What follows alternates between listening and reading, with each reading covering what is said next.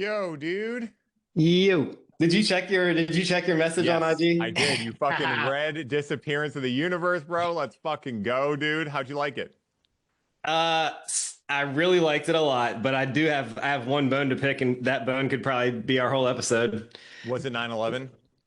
Well, no, actually. I mean, yes, but that's not even the big one for me. What was the big Um, one? Page 293, he's talking about like don't be distracted by these distraction like teachings that aren't true, the teachings that are like all just in within the illusion, within the Yeah, dream. yeah, yeah. And he even says finally, so this is like his last example of like people you should not listen to. You may hear from those seeking balance, the balancing of body, mind, and spirit, or balancing dual forces like yin and yang, or balancing the force itself. Balancing illusions is not forgiving them. So that last sentence I agree with, but they're completely off on what balance is, in my Well, opinion. they're talking about it. Did you see the Aubrey episode with that guy, Dr. John DeMartini or whatever? No. So Aubrey got into it with him. It's like, dude, it's crazy. And they pretty much argue the entire time. And kind of what that statement is saying, I think, is based off the same argument they had. Because Dr. John DeMartini was trying to say that, like, he should have been able to figure out why Aubrey was getting triggered, and he should have been able to humanize it a little bit. He kind of sounds like a robot because he was being like, even, like, and Aubrey said something like, what, like, our kids getting fucked? Is that like because they called it on or whatever? And he's like, well, Right. God has something to learn with that scenario too. And Aubrey just got really triggered over it. And the problem is that, they're talking about a non-dualistic reality, whereas the illusion is a dualistic reality. So the way I think about it is if you're trying to balance within duality, you're going to lose. But if you're trying to balance within the non-dualistic point of view, there's an idea of balance anyway. That was So, my so theory here's so behind it. here's where I really like it. All Yeah, right. yeah. There's a few examples of where I think at least the way that I think of balance is exactly in line with some of these examples that they give, which is kind of like to me, are you being hypocritical when you Yeah, criticize yeah. balance in the quote I already read? But no, overall, the biggest takeaway from this book is the power of radical forgiveness. Hmm. And that aligns with the Toltec. The Toltec emphasized forgiveness big time, but Yeah. this book just harps on it and it gives so many different examples and like it just lays that concept out so Definitely. beautifully that Definitely. I have to say I recommend the book. Not as highly as the Toltec stuff, and Yeah, I want yeah, to talk yeah. to you about the Beyond Fear for sure. Well, But dude, one thing I'll say too is read the next three books because, like, for instance, the 9/11 thing, that was the thing that really kind of triggered me when I was like, what, they said terrorists did this? Terrorists didn't fucking do this. right, And right, then right. when you read, I think it's book three. I think it's book three. It's Love Has Forgotten No One. They're like, yeah, Gary, we got to tell you something, by the way. And he's like, what? And they're like, by the way, 9/11 was an inside job. It was done by your own government. And I was like, yo, all right, I'm back. And then by the time they get to the fourth book, which is the lifetimes that Jesus and Buddha knew each other, you can tell Gary is way more advanced than he was in this book. He's still kind of a pleb in this book. So I think the ways in which he even says in the beginning, like, if there's a mistake made, I guarantee it's because of me. They go deeper into that stuff in the next three books. And it like by the fourth one, I was like, I'm sold on this series. Like, this is the coolest fucking series ever. And I Well, think the fourth book is my favorite. Yeah. so what you just said is why the 9/11 thing didn't even trigger me as much because of this exact quote that I was going to quote anyway because of the balance thing. Yeah, yeah. But it relates exactly to what you're saying, right? He says, it would indeed be strange if you were asked to go beyond all symbols of the world, forgetting them forever, yet were asked to take a teaching function. You have need to use the symbols of the world a while, but be you not deceived by them as well. They do not stand for anything at all, and in your practicing, it is this thought that will release you from them. So to me, that's like you have to understand how to use symbols to communicate with those that are still living in darkness or the world of Exactly. symbols, the world of lies. Yeah. In order to point them toward the truth beyond the words, you have to understand the words. Yeah. So that's a balancing act right there. Like that's No, balance right 100%. there. And the 100%. symbol of the yin yang is ultimately a circle. Mm-hmm. That's the Mm-hmm. unity. Everything inside of it is the dream. And here's the other part. And maybe parts 2, 3, and 4 go. And this is the reason why this point I'm about to make is not a super sticking point to me because Yeah, yeah, maybe yeah. it changes further along. But Definitely. the disappearance of the universe to me is like, I don't, it's, I agree with the way that their worldview is set up in terms of the conceptual layout, Yeah, but I feel like even if we were to get to the point where every single one of us returned to God and we were all in unity again, at that point we would choose to split up because it's our nature to want to have fun with ourselves.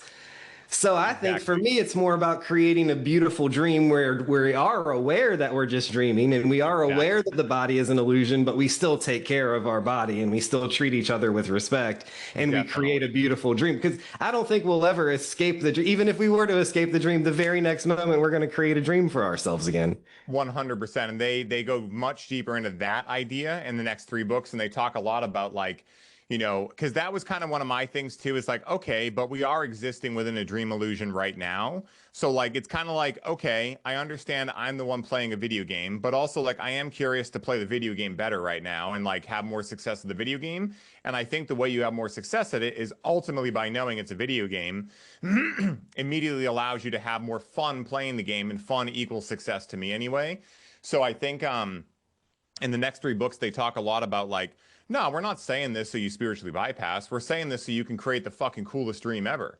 That's the point of a dream. That's why we came down here and chose to have a dream, I think, in the beginning, was to have fun. But I think 100, boom. yeah, and I think Nailed it. within the multiplicity of everything, obviously in the dualistic point of view, we have good and bad, and I think that's necessary at a certain level. Like I do think that like that's why I understood where Aubrey was coming from, and I got why Dr. John Demartini, I got where he was coming from, but I also got why his viewpoint would be very brash to someone who can see in both realms, because basically Aubrey's like, nah, dude, like if I came home and someone was attacking my wife, I wouldn't just sit there and go, I wonder why my wife chose this in this lifetime. I would immediately fucking go after that guy. And the guy goes, yeah, probably. And he goes, no, not probably. Fucking definitely I would go after that guy and kill him. And Dr. John Demartini was saying like, well, that would say something about the path that you chose to learn. And Aubrey was like, nah, dude, violence is violence. Like, I'm going to fucking end it if I see that happening. Like, if I see someone on the street getting mugged, I'm going to stand up for them. And Dr. John just couldn't humanize it a little bit to be like, yeah, I understand what you're saying, man. Like, I get it. Like, if someone was attacking my wife, I'd go for it too. He Yeah. wouldn't do it. He wouldn't do it. And It's that's like why, it goes both ways. If it's just a dream, then yeah, I'm gonna hurt that motherfucker for hurting somebody that I love. exactly, because I really think the ultimate lesson here, and this is kind of where, like, I yes and to disappearance And is I like, understand there might be a consequence to that, like for me doing that and yeah. karmically or whatever, but I'm still gonna do it And we're going to do it because it feels right inside. And in that that's moment, the right? thing.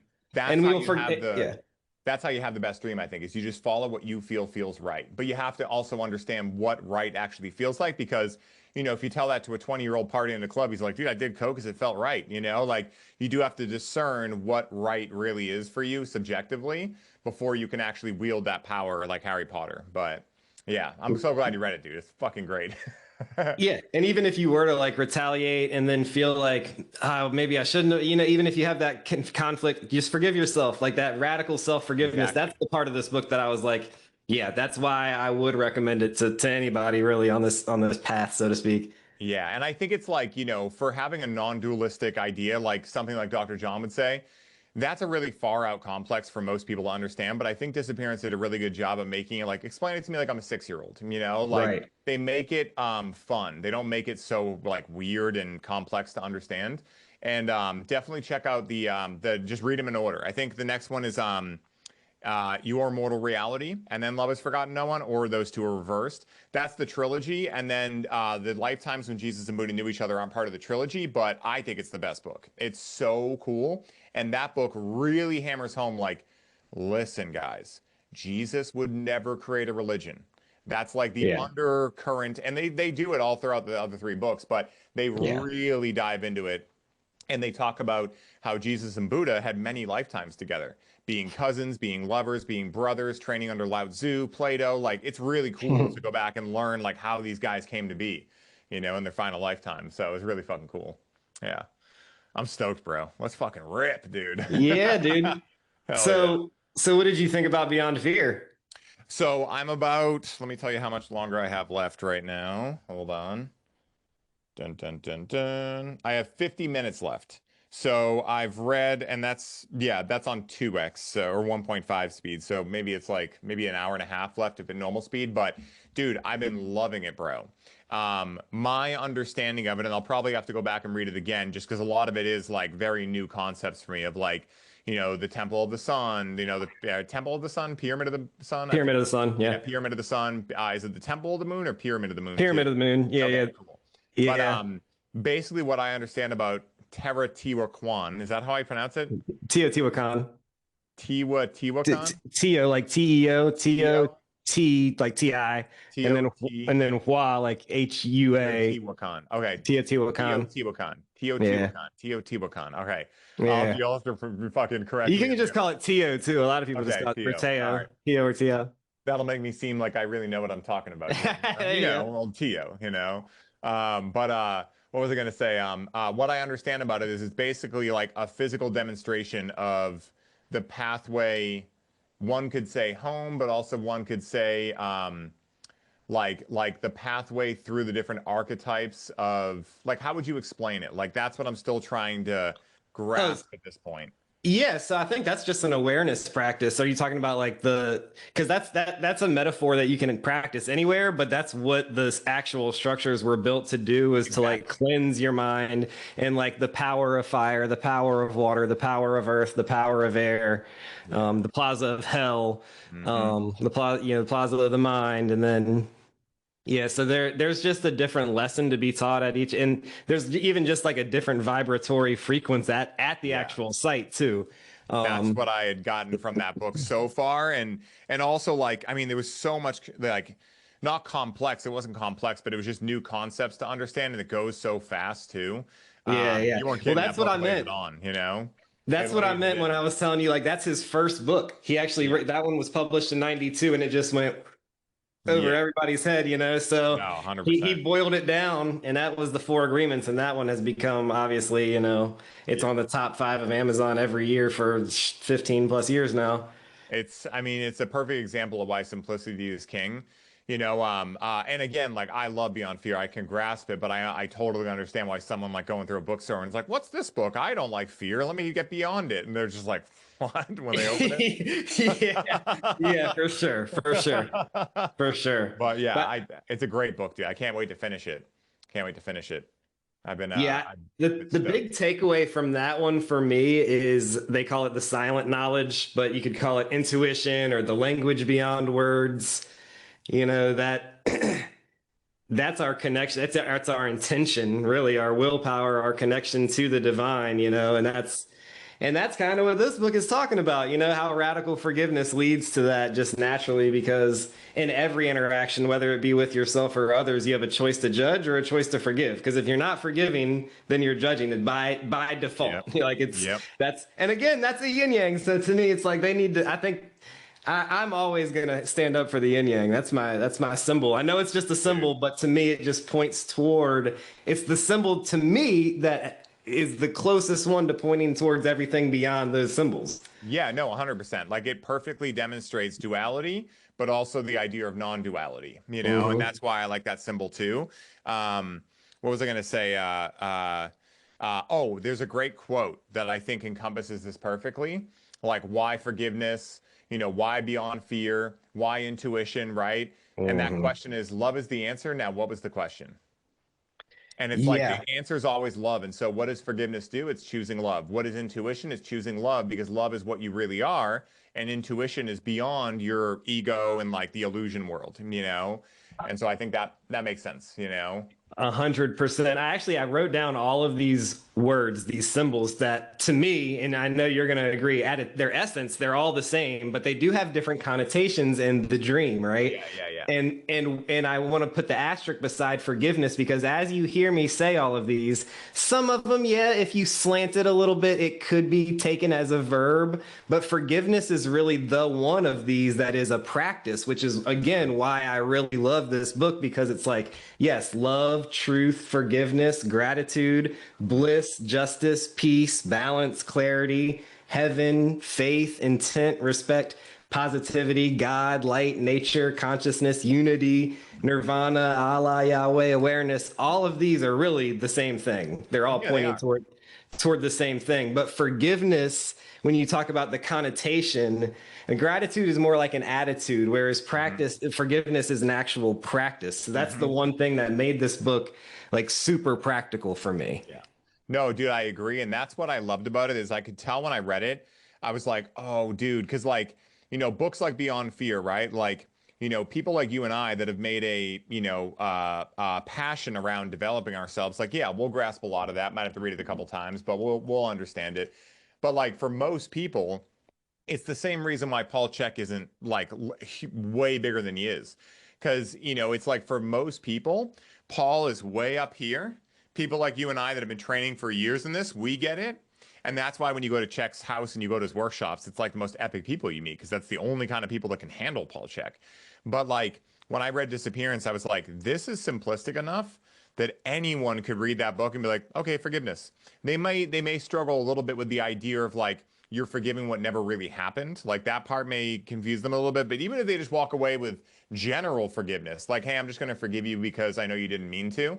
Like even that is going to help someone's life a lot, So even if they don't grasp the idea of like nothing really happened, nothing real can be threatened, which is one of my other favorite quotes from that series is like nothing real can be threatened.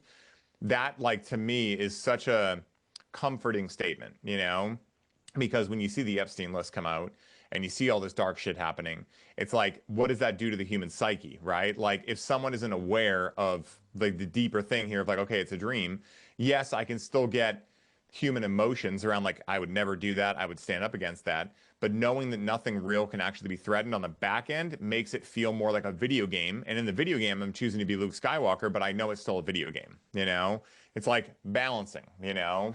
So yeah, I totally agree with you. Yeah. I'm glad you brought up the video game example again, because I clocked that when you mentioned it earlier. And it aligns actually with my cannabis journey because I used to play video games a lot in high school and even like my freshman year of college. But after I started smoking and connecting with cannabis, like there was an experience. Well, first of all, it's a truth serum anyway. And to me, it was just like, Yeah. okay, we're in a video game. Like these video games are cool for like kids to train them to like, oh, we're in a video, like to have that concept for when things get real. And it's like, oh, we're just in a video game. And for me, it was like, why waste my time playing video games when I can invest my time in this video game, which is much realer, much. There's a touch factor, which I'm big on feeling and touch. Yeah. And like, there's not that like video game is 100% visual, like this one just is way realer, at least. I agree.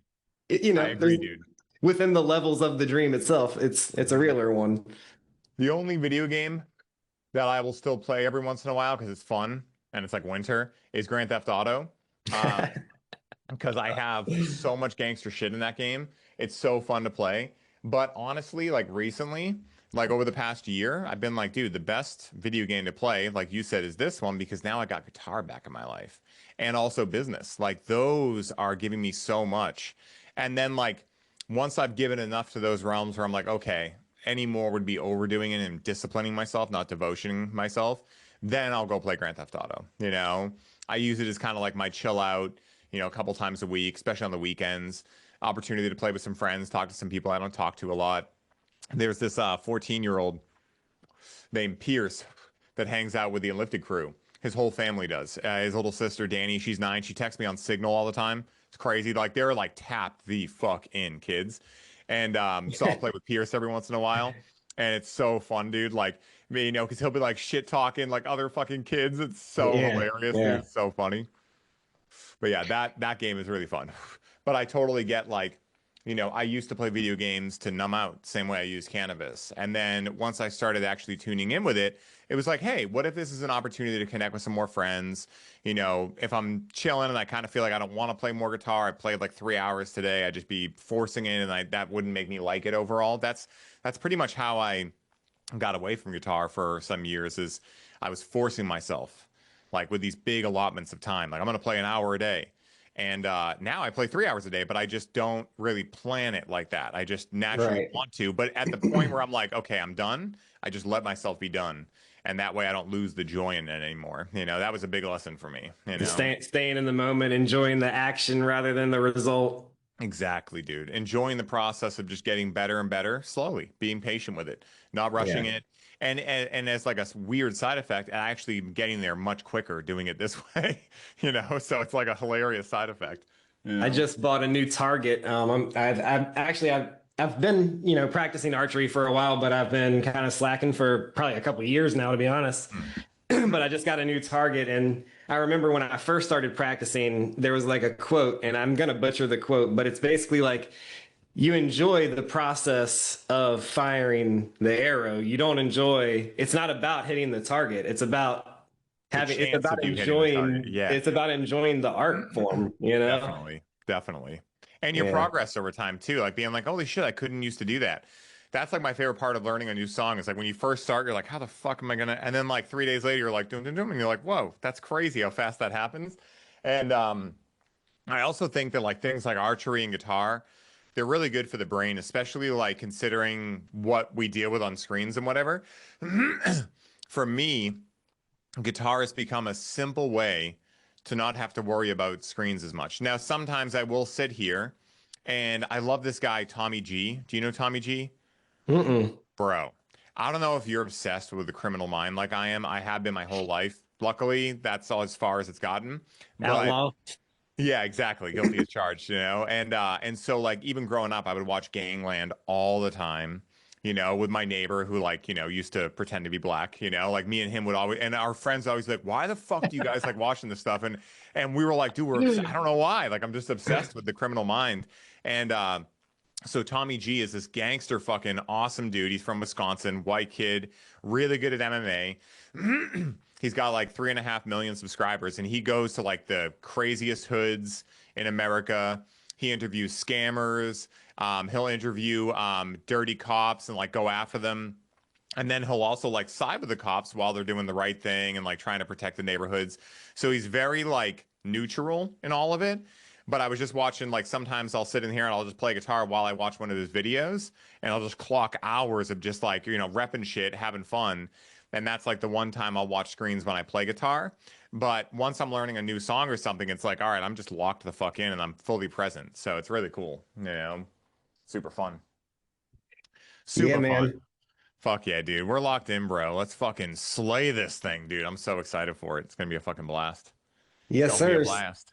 Yes, sir. I want to talk about the nature of reality, actually. Fuck yeah. So we know, like I already said, like in the event that we all gain the awareness that we are God again and we return to heaven on earth for, nirvana, for lack of symbol, that, symbols can never really get us there. Mm. Um, again, and you agreed with me, so we're gonna create a dream either way. Now the question becomes, what are the agreements that we need to make with ourselves and with each other in order to create that beautiful dream? That's a really good question. It reminds me of a reel I once saw recently from this woman, Mary. Did I show you that woman? I Yeah, definitely yeah, did. yeah. Yeah.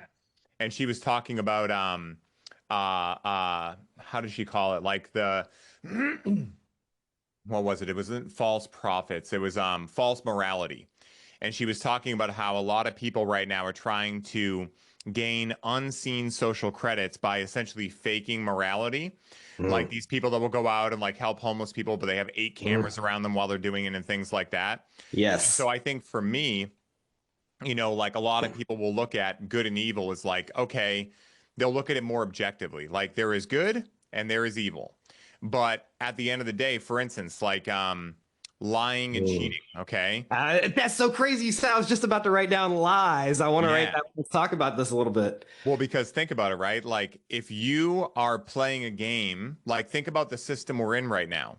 The game is rigged against us. So how many people are trying to play the game as if there are fair rules while the game is inherently being cheated upon? Yeah, yeah, it's like a So virus. It's like a virus in the computer program. exactly. So if most people look at lying and cheating as bad, but also they're existing within a system that is cheating against them, well, Hmm. where does the morality lie?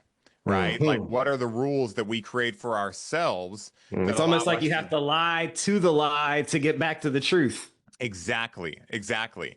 You know, if you're in an inverted system, you have to do the opposite of what you would typically do in order to Mhm. get back to a holistic point of view, We're right? getting to we're Yeah. getting where I want to get Yeah. because so to me, symbols are lies. Yeah, exactly. Symbols themselves are lies. So even if you are 100% impeccable with your word, and Don Miguel says this, symbols are nothing more than a reflection. If you're using your word impeccably, you're telling the exact truth of what Hmm. happened. It's Hmm. still not happening in that very moment because in that moment you're telling a story. So even Exactly. he's the way the metaphor he uses is even in a pure mirror, even in a clean mirror, left is right and right is left. Hmm. And Exactly. so to me, it's all about intention because Hmm. even the fact that I'm even speaking, the fact I even do a podcast, because sometimes I'm like, why am I even doing a podcast? I got to Yeah. use words to get to, and then people are, you can't actually convey the real truth with words, but you can point to it. Yeah. And that's where intention comes in for me because you have to use lies to communicate with people that only understand lies. So Exactly. now it becomes, are you using those lies to point them toward truth or are you using them to deceive them and push them even further into the lies? And Exactly. that is such an important discernment. Dude, that is a dead on. Like you sank my battleship to exactly what I believe too. It's all about intention. If my intention, like for instance, if a woman comes up to me on the street, let's just say, and says, "Do I look fat in this dress?" And maybe my truth is like, kinda, right? Like, but like my intention is I want to be kind to this woman. Like where is the line? And again, like what Mary said that I believe with is morality, aka like our view of what is right and wrong is something we each have to come to and deal with our creator, Like, again, like I think that if we think about most people, if we think about the mainstream and a lot of those people being in the archetype of a child emotionally, well, the same way that if a child walks up to you and says, "Daddy, is Santa Claus real?" And you know Santa Claus isn't real, but your kid is like 4, are you going to be like, "No, what are you, goofy? Like, of course he's not real." It's like that would be the truth, but also like whose truth? Who's to say Santa Claus doesn't exist for your kid, right? Because again, imagination is everything. So, Right. again, like this is where it gets more challenging, if you will, because it's not so black and white. Well, And I think the silver lining to the story of Santa Claus, it's a symbol that actually reveals the power of our faith, right? exactly. Because Santa Claus is real to a lot of kids and Yeah. it's real because they believe in it. And it's like that also shows like, okay, well, as adults, how much do we believe in that isn't real that because we aren't you have to learn to doubt symbols in order to see if the symbol is pointing it toward something real or not. And also, like, how many parents at some point will be like, my kid doesn't need to believe in Santa Claus anymore. But in the same regard, will believe that all their tax dollars are actually going to the roads outside that somehow always have potholes in them. Or how many adults will Oh, believe oh, that, hey, in 50 plus years, this whole Social Security thing is definitely going to work out for me. Like my mom's on Social Security right now. I see how that works out. You spend your whole life giving money to them, and they give you like 2K a month. You have to jump through hoops, and that's not even enough to live on. So how many more negative symbols are adults believing in while telling kids, hey, you know what? You're too old to believe in Santa Claus anymore. It's like, yep. really? Well, at what age should we stop believing in all the lies and symbols around us that are complete lies too? And you know what? You believe in Donald Trump and Joe Biden, so who are you? Exactly. At least Santa Claus is way more fun to believe in, you know? And that's why, I've always liked Pastafarianism, the belief of the flying It's spaghetti hilarious. monster, It's because awesome. it Yeah. just, at face value, if you're in a lower level of consciousness, you'll see that and be like, oh my God, either that's stupid, or if you're religious, it's blasphemy, right? But Hmm. at the end of the day, the flying spaghetti monster, and I think why that religion came to be with Vermin Supreme, is Vermin was trying to show people like, dude, this is just as credible as any of the shit you believe in. He's a master Yeah. satirist. Yeah, yeah, Satirist. Yeah. Yeah. I think yeah, that's how you say that. I don't know. yeah, yeah. He's a master at But it. yeah, he really is, dude. So Yep. crazy, dude. Fuck. But Yeah. Yeah, that's the intention, man, because it's like once you recognize and I think you recognize it because you've recognized it in yourself. yeah. Okay, but once you've recognized it in yourself, then you're able to see in other people how much faith they've invested in lies and in limiting beliefs about themselves and the world. And in order, it's like if you're really real with yourself, it's like, well, the only way to get through to them is to use symbols, and I know that symbols are lies. So it's like it's almost like, am I a fraud because I know I'm lying to them, but at the same time I know my intention is to point them toward the truth and toward love and toward self-love and all the good words I read off of my card earlier. It's like all of that is beyond the symbols themselves, but I have to use symbols to communicate to people who are just living right here. Exactly. It's almost like, you know, we can understand the monetary system is bullshit. But just because we understand that doesn't mean that we still don't have to play within it right now to get ourselves out of it. And so Facts. it's almost like if you think about a non-dualistic point of view, it's the junction point between nothing and everything. The human brain can't even understand that. Like I'll say that logically, but I can't wrap my head around the like I can logically understand the idea of nothing, no thing, and everything, but I can't actually feel and experience where nothing and everything come together. And so if I know that at the point of everything, where everything starts, it's oneness, then I kind of have to use, or I'm choosing to use, or maybe there's a way to use somethingness to get back to oneness. And I think that's what essentially this dream really is. It's the process of God being like, I'm bored. What's the only game left to play when I'm everything? Something. I have the game to play that I can play something, right? And, you know, so God comes down here, plays something, gets Men in Black, and then kind of follows its way home and hopefully gets enlightened, which is essentially reaching the home point while you're still in the dream, or lucid dreaming, if you will. And when you get to that point, yeah, like you don't need any symbols to remind you of what you are already existing in. But on the pathway there, you probably did use certain symbols, maybe certain sets of rules, you know, devotional practices, whatever it may be. You know, they even say about meditation, like meditation is meant to be an exercise that then you bring into the totality of your day. So that implies that at some point you will have reached the pinnacle of meditating essentially in every moment of every day. Maybe that's enlightenment. I don't know. Again, these quantitative terms are hard to measure. No, But at no, the same time, we're getting where I want to go again. Keep going, my bad. yeah. Yeah. And so, like, you know, do we still practice meditation when we've reached enlightenment? I don't know. I'm not there yet. But I can imagine that, like, a monk that reaches enlightenment, I don't know. Maybe they don't meditate as much. Maybe they just, I mean, now they're meditating all the time. They've integrated that. They don't need to do it anymore, but they needed meditation to get there. No. So, you know, again, I think if how we do anything is how we do everything, we can extrapolate that microcosm into the macrocosm and think that everything works that way.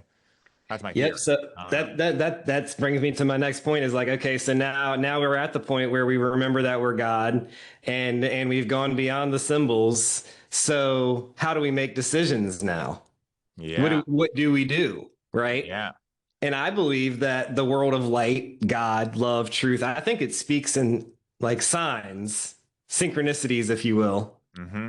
Mm-hmm. I agree. And I think we're supposed to follow the signs, and what you expect from following the signs might not be what you expect, but something else will pop up and surprise you. It's like, oh, that's why I was supposed to do that. You know, like the Alchemist. Have you ever read that by Paulo? Oh, yeah. Yep. Yeah, he goes all the way to the pyramids and he's digging up the treasure, and there's no treasure there, but these like robbers come and whoop his ass, and they're like, you're so stupid for following your dreams. I've had this dream so much my whole life that there's a buried treasure at this church. He describes the church, and it's like the church that the shepherd had worked at before, and he knows exactly what he's talking about, and he's like, oh, like I came here and I thought that the treasure was here, but I was just brought here to find out where the treasure really was.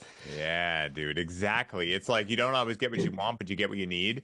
Exactly. And, you know, my personal way of this that I've made sense of and that seems simplistic to me and seems really fun for me to create the best dream is once you start to realize that everything here is subjective, there's not one path home, there's endless rivers that reach the same sea. What I believe is that all you get to do from that point is follow the fun. Because even when I've had to do things that were really anxiety provoking, like for instance, getting on a huge podcast and, you know, being like, am I even ready for this? Right. There was a part of me that always knew that was fun. Like if you go back and watch my very old videos, I have this vision board in the back of me saying, I want to get an Aubrey Marcus. That was fun for me. But when I actually got the call to go on the podcast and I was like, okay, this is really going to happen, Yeah, maybe there were parts of it that felt scary, anxiety provoking, but there was this deep layer of fun underneath it. And I think if you follow what's fun for you, just like kids do, because again, if we want to enter the kingdom of heaven, we must first enter the mind of a child. What does a kid do? They're not like, hey, I just got this new toy, so I have to play with it for at least 30 minutes because mom and dad might, get upset if I don't. If I go play with my old toys, they might think I didn't like this one, return it. They're just existing. They're going, they're Yeah, following their fun. They might 100%. You might buy them a new toy and they don't even touch it for the next 2 days because it's not what feels fun to them. I literally remember, dude, I remember when this changed for me. I was probably 6 to 7 years old. I had woken up, it was a weekend day. And I remember waking up in my bedroom and I remember getting out of bed and looking at my toy box, which was right in front of a window that looked outside. And I remember looking at it and for the first time thinking about what toy I wanted to play with and why I wanted to play with it. And I remember being like, that's different. But again, I was 6 or 7. I didn't know how to make sense of it. But I remember thinking, this is different. It was that moment where it was every day before this. And then this day changed everything after that. And after that, it was more like quantitative in a way. Like, okay, I'll play with this toy for this long. And, it was more processed out or Yeah. systematized out. So it's very interesting. I don't know why that memory got lodged in my head, but probably for conversations like this, because it's a very interesting thing to think about. But how I operate now, like I was saying a little while ago with guitar, is like I play it until it's not fun anymore. And then when it's not fun, I think, what's fun now? Sometimes it's Grand Theft Auto. Sometimes it's let me go hang out with Rachel. Sometimes it's, hey, I'm kind of tired. I want to go to bed early. And I just follow that. And, again, like I think if I had told myself this 6 years ago, I probably would have thought I was crazy, but it's gotten me everywhere I've meant to be and more. I mean, like, I didn't even think I'd be where I am today if you'd asked me even 4 years ago, but here I am. So it's very interesting. And, I think that for me, the biggest aspect of following the fun is the mystery. That's the undercurrent, the foundation of what makes all of this fun is I don't know what's going to happen with me and guitar. Like I was just thinking like, oh man, there's this guy that I met and maybe we could do an 80s cover, kind of like hair metal cover band. And I hadn't thought of that before, but that popped in and I was like, oh, are we going to go there? That would be really fun. But I'm not trying to go do anything with it right now because it just came into my head. I'm like, let me just let it float around in there for a while and see what happens. Maybe that's the answer. Maybe it's not. But I've gotten better at not being so quick to latch on to things because again, expectations create suffering. So now I'm just going to follow. Like if that's meant to work out, if God wants that, if that's the experience God wants to have for me, then I'll figure it out when it's happening. You know? So No, and this is where I think I can ask you a little bit more about how cannabis. I wanted to lay out the nature of reality stuff because we talked about cannabis the first time we talked. yeah. And I wanted to get you back on because although that was a great podcast, after about the first 5 minutes, when I went back and rewatched it, I was like, gee, why did I just run my mouth for 5 minutes to start that podcast? I guess I was excited to talk to you, but dude, fuck yeah, bro. I'm always excited to talk to you too. So it's I mutual. appreciate you, man. But I wanted to lay out the nature of reality stuff so that we're at the point where anybody who's listening to this, their mindset's kind of already in that place. Mm-hmm. How does cannabis connect to all of this? And I think it relates to what we were just talking about. I think it really it amplifies that silent, intuitive knowledge that doesn't necessarily speak in your language. It doesn't speak English for me, right? It doesn't speak, whatever somebody's native language may be. It speaks in emotions. It speaks in what is fun, what is loving, what is peaceful, And so I just want you to talk about that a little bit. Dude, love this question. How I think of cannabis is if we look at the tarot deck, it's the Jester. Out of all the medicines, it's the Jester. You can have a lot of fun on LSD or psilocybin, but you can also not have a lot of fun on those. Whereas with cannabis, it's not like if you eat 1,000 milligram edible, for instance, you probably won't have a good time. But generally speaking, unless you really make a critical error, cannabis for me has always been the thing that can allow me to laugh at everything going on in life. Like, laugh at the fact that like I went through my dad dying of brain cancer and that was fucking weird. But also like there's an air of funniness to it. Like there were aspects of that were funny. My dad, I remember made a status on Facebook. It was when he had his grand mal seizure and he came back a little bit different, but he still had his sense of humor. He was still in there. And he used to describe there's cotton in there. And I never really understood what that meant. But I remember one day he decided to put up a Facebook status that just said Dane Bramaged.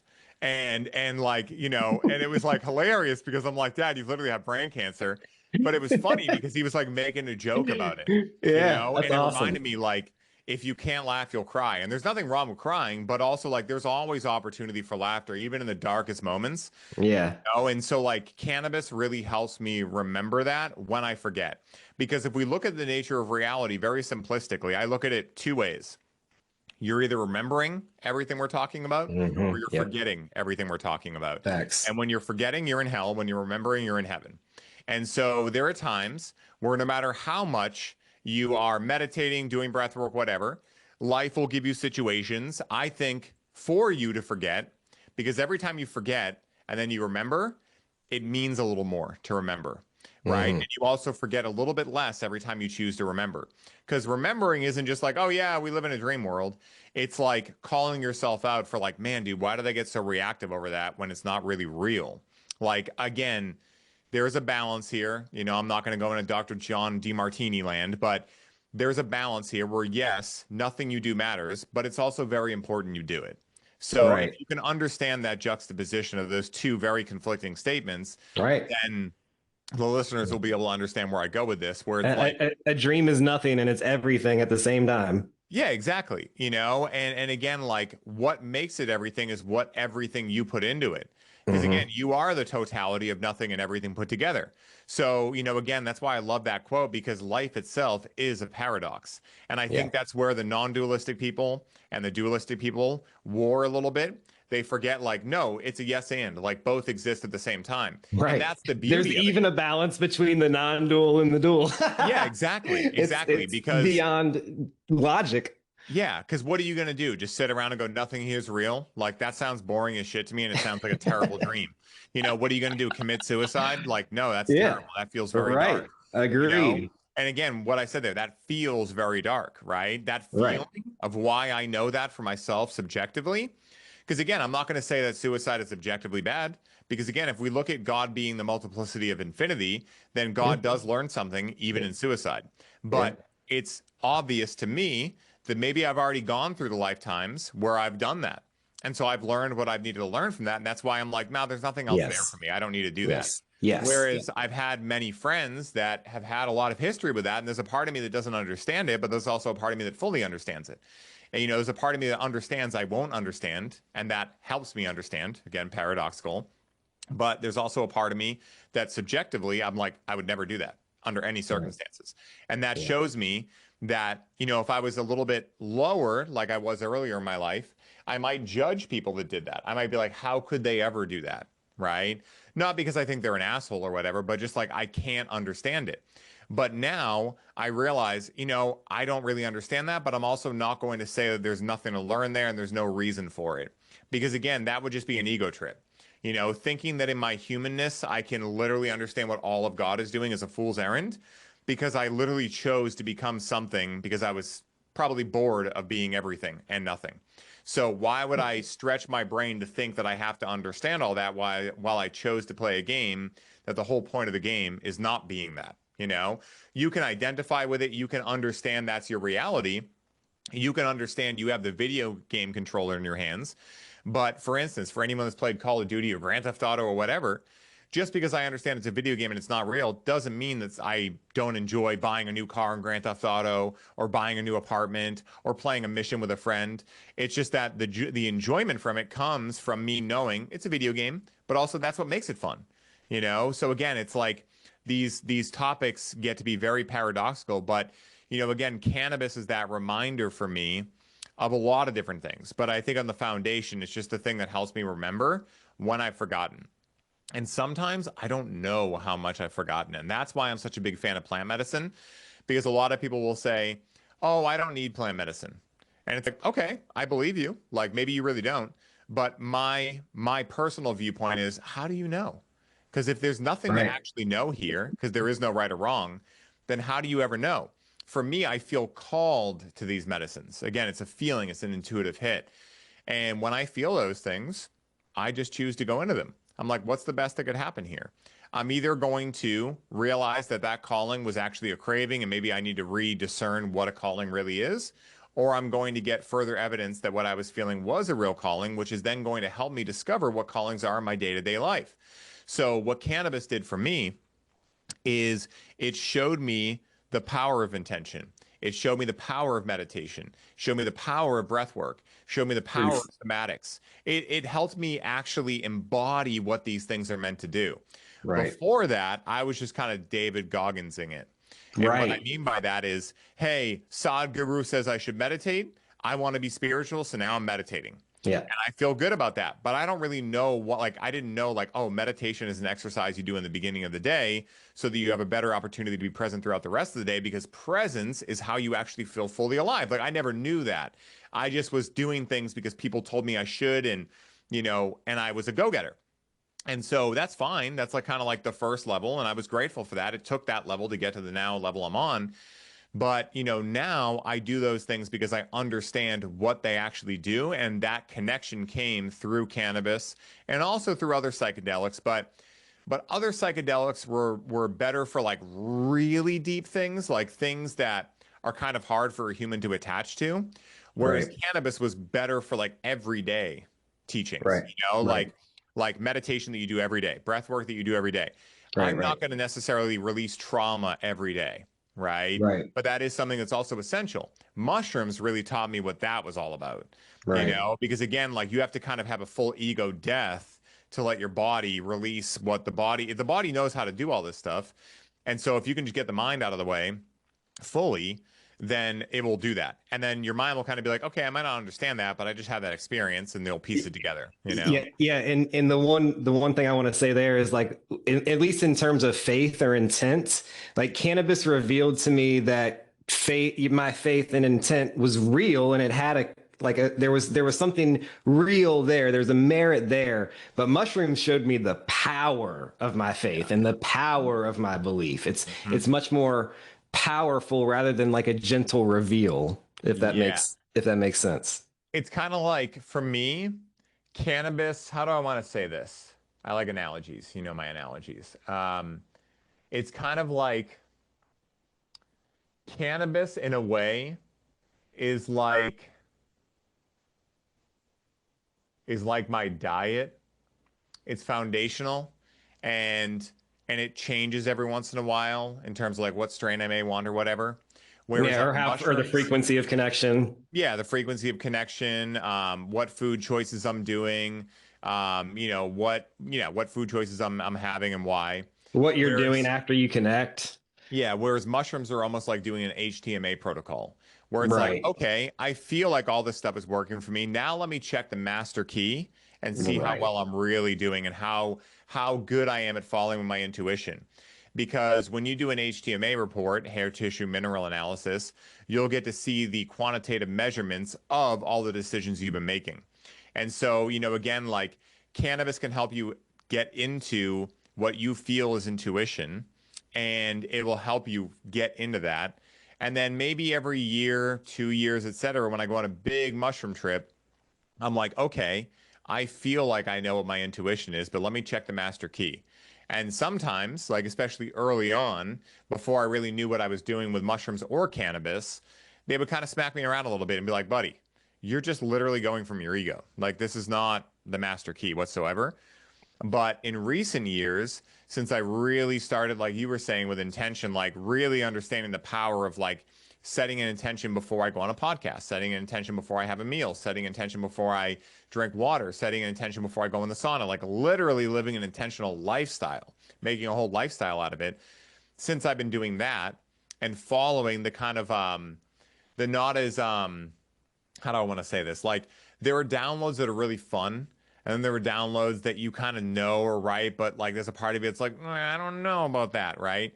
Those parts, I feel like I've integrated much better over the past couple of years, where like now I understand that even like an argument with Rachel, that like I knew deep down, like, okay, this is probably going to lead to something, but like during it, I'd be like, oh, I don't want to go through this. This sucks. Even though I knew that it would probably lead to something, now I've actually started to get excited.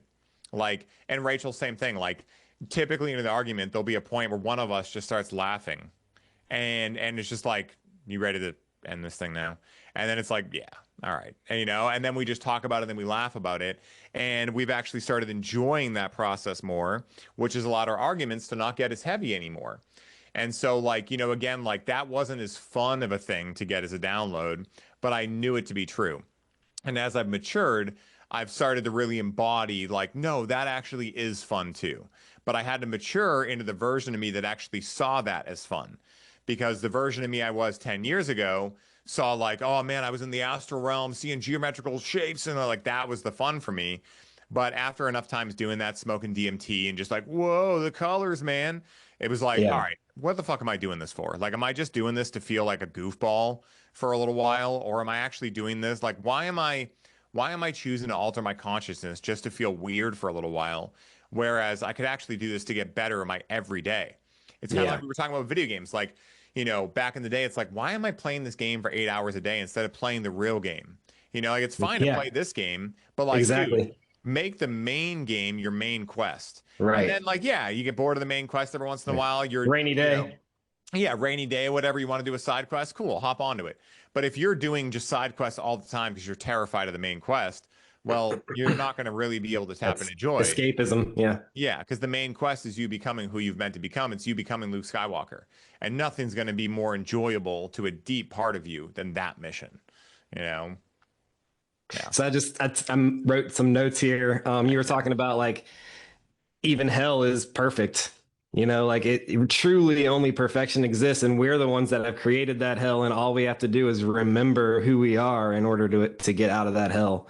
So Mhm. nothing else to say about that. I just noted that. Well, Um, I'll say one quick little quote yeah, that I heard recently that I think I told you on one of our calls recently, but I love it. It's like, when you realize you're in hell, keep walking.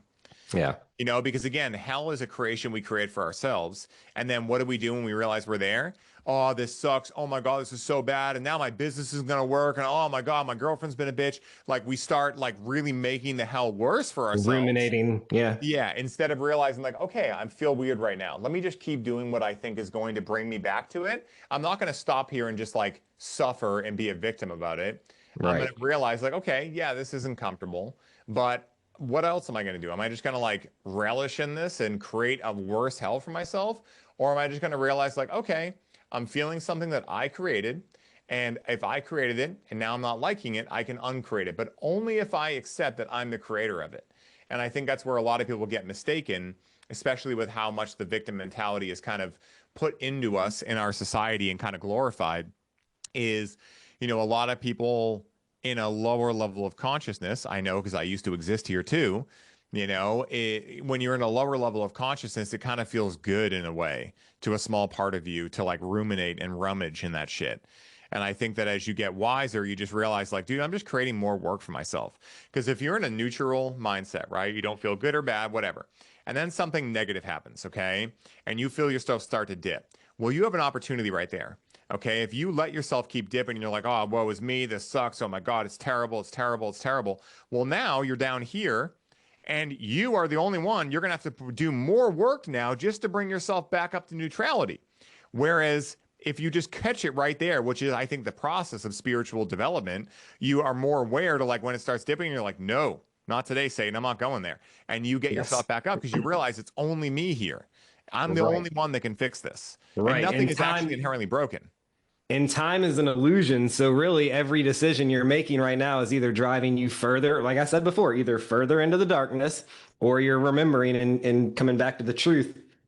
So like if you're somebody who's prone at making mistakes, don't just continue down the mistake path until it's rock bottom and oh, now I'm the victim of all these mistakes that I've made. It's like, no, you had so every moment you had so infinite number of opportunities along that timeline to make a different choice, and Yeah. you like just make the different choice now. If you're Yeah, hearing this, make the different choice now. Make the exactly. choice that you feel is best in your heart. Why not now? It's one of my Right. favorite like questions. Like, why not now? Why am I going to put it off another year? That's like, guitar is the latest thing for me. Like, for like 10 years, I knew, like, I got to pick that up again. But I would just look at it and be like, I don't really feel like I want to right now. But yeah, of course I didn't want to, because I had this thing in my head that I would suck now because I put it down for 10 years, you Yeah. know? And so like, yeah, it's going to be uncomfortable the first day. It's like breaking an addiction. If you think it's going to be easy, you're just fooling yourself, you know, except that, yeah, it's probably going to be uncomfortable. But you know what? I can also handle uncomfortable shit. Remind yourself of who you are.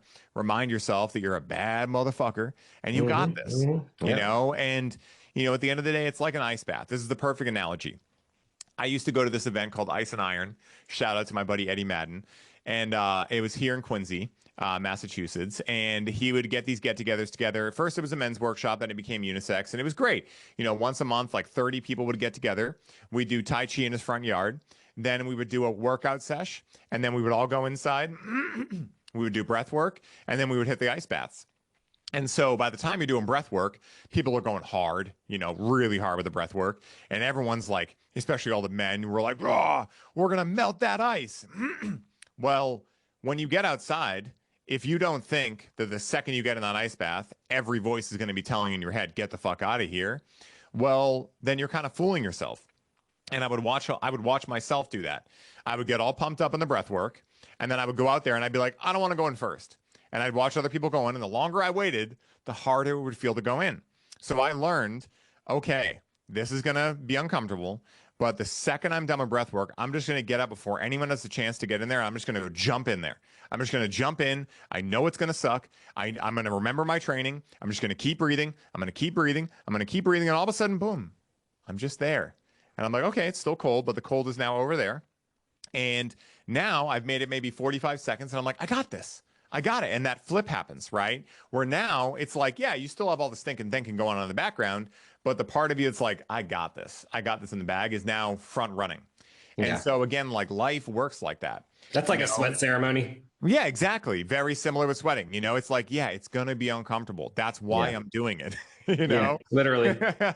So like expect it, you know, just accept it and expect it. And then you'll have a good time, because again, I think a lot of life, you know, I realized this last night with cannabis. You know, this is a great aspect of like making sense of reality. Rachel and I were talking, and I forget what we were talking about, but I was standing near the volcano station, and I went down into a deep squat, and it just dawned on me the idea of being able to, in a funny way, brainwash yourself efficiently, but also like, I mean, really, we could look at it like that, because if nothing's real, but yet it's very important you do it, then at the end of the day, there's just our stories to these things. And so when I was a kid, for instance, I was an only child. And so I lived next to 3 boys that were triplets. They were right around my age, 2 years younger than me. And so obviously every day I wanted to play with them. I'm a very big extrovert. So, you know, like if I could pick, I'd rather be at a party of 100 people than be alone. It's not because I don't like being alone, but it's just I love talking to people. It's super fun and I enjoy it. But something I feel like I was born pretty good at that I didn't realize I was good at until maybe even last night was being able to brainwash myself with stories that allow anything to become fun. So for instance, if my neighbors were gone, they were visiting their relatives or whatever, that voice would go through my head of like, oh man, today's not going to be as fun. And then I'd be like, well, what could I do today? Like, what could I do today that I can't do when they're here? And it's like, okay, well, I could build this thing. I could build this Lego set that I wanted to do. And I would find a way to make whatever was happening fun for me. Right. And so I've realized that that's kind of the ultimate way to live life, in my opinion, is realize that we're all salesmen. It's just some of us are really shitty salesmen to ourselves. And the first person, the best person to be a good salesman to is yourself. So what does a salesman do? You know, if you're looking to buy something, if they're in integrity anyway, they're going to help you find the reason that allows you to feel good about the purchase. You know, like if you're going to look at a car and the salesman sees you have kids, the salesman's going to be like, hey, I know you're looking at that car, but this car over here is actually the same price or maybe even a little bit more, a little bit less. But it has all these safety features that I imagine would matter to you with kids. And now this purchase that maybe was stressing this person out, now they're like, hey, this is a better decision for my kids. So I don't feel as bad about buying this new car. It's not just more money I'm losing every month. It's now a way to keep my kids safer. And so now they feel more joy in making that decision. And so that's what a salesman really does, is help you find the real reason that you should be excited about this. Not inventing a reason so they're manipulating you, right? That's where it gets a little dark. You know, or maybe a little what I would call dark in my subjective deceptive. I mean, that's yeah, to me. Lies, that even the word lies is tough because, as I mentioned earlier, they're tools that you can use to point people that are living in lies toward the truth. Yeah. But deceptiveness, the intent of deceit, using Yeah. lies with the intention of deceit, that is darkness to me. I mean, one of the things that I struggled with a lot when I was getting into running a business, marketing, sales, doing sales calls and everything was that if someone tells me like, "Hey man, I'm not ready right now." I'm like, "Cool. I respect your authority. I respect your sovereignty, your autonomy. I'm not going to try to sit here and convince you."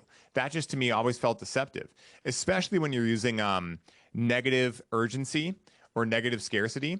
So like for instance, saying like, "If you don't buy this, then you might wake up a year from now and have All cancer or right. something." Like Yeah. that's really fucked up. I Yeah. don't mind doing positive urgency. Like, hey, if you're an action taker and you know this is right for you right now, I'll take $500 off for you. Like that is a reward for someone that knows it's the right decision. Like, yeah, I'll make it even an easier decision for you. Because that to me is like having right relations with sales, like, and that's one of the reasons I stopped doing a lot of sales calls because I just realized like if I'm building my business around the ideal client avatar of myself, well, there's never been a time that I've needed to hop on a sales call to know if something's right for me. I just know it's right for me. And so I'm going to start marketing to the people that already know this is right for them. And there's 8 billion people on the That's, planet. Why do I have to get on a call for an hour and try to convince someone of something? Like, if they have to be convinced, they're not ready. They're not ready. And that I don't want sounds them like in a my wise program. decision. Yeah. Yeah, and it's worked out great, like, there's many this is a very big topic in the world of, coaching and sales and entrepreneurship and whatever, but for me personally, that's the way that I've stayed in integrity with myself is just knowing like, if I know someone's really down and out and they're coming to me because they're like really down and out, I may ask them like, "Hey, I know you're saying it's not the right time right now, but are you sure of that?" And if they say yes, I'll be like, "Okay, perfect." But also like there's a balance, right? Like we've been talking about, because if someone comes to me because they're in pain, well, I understand as someone who's a psychologist, essentially, that whatever got them to the call and they have a limiting belief, an unconscious story, etc., then I want to make sure they understand what that unconscious story or limiting belief may do in the sales process. Like, for instance, if I tell them, like, "Hey, this is what we're going to do together," that part of them that has been holding them back is probably going to get triggered and try to make them get off the call. So I do want to clarify, for instance, and be like, "Hey, I'm just making sure, like, it's my job here as a coach to make sure you're not falling in an old pattern. So tell me with your autonomy, do you feel like you're falling in an old pattern? If you are, it still doesn't mean you have to buy this thing or whatever, but I just want you to be aware of like, this is what it looks like. So even if you don't buy my course, you're going to end up with another course, and to be aware of this. All right. There is going to be something out there that's right for you, but all those smaller parts of you are going to be acting up when you try to make a decision on the contrary." Does that make sense? Yeah. Yeah. Yeah. So very interesting.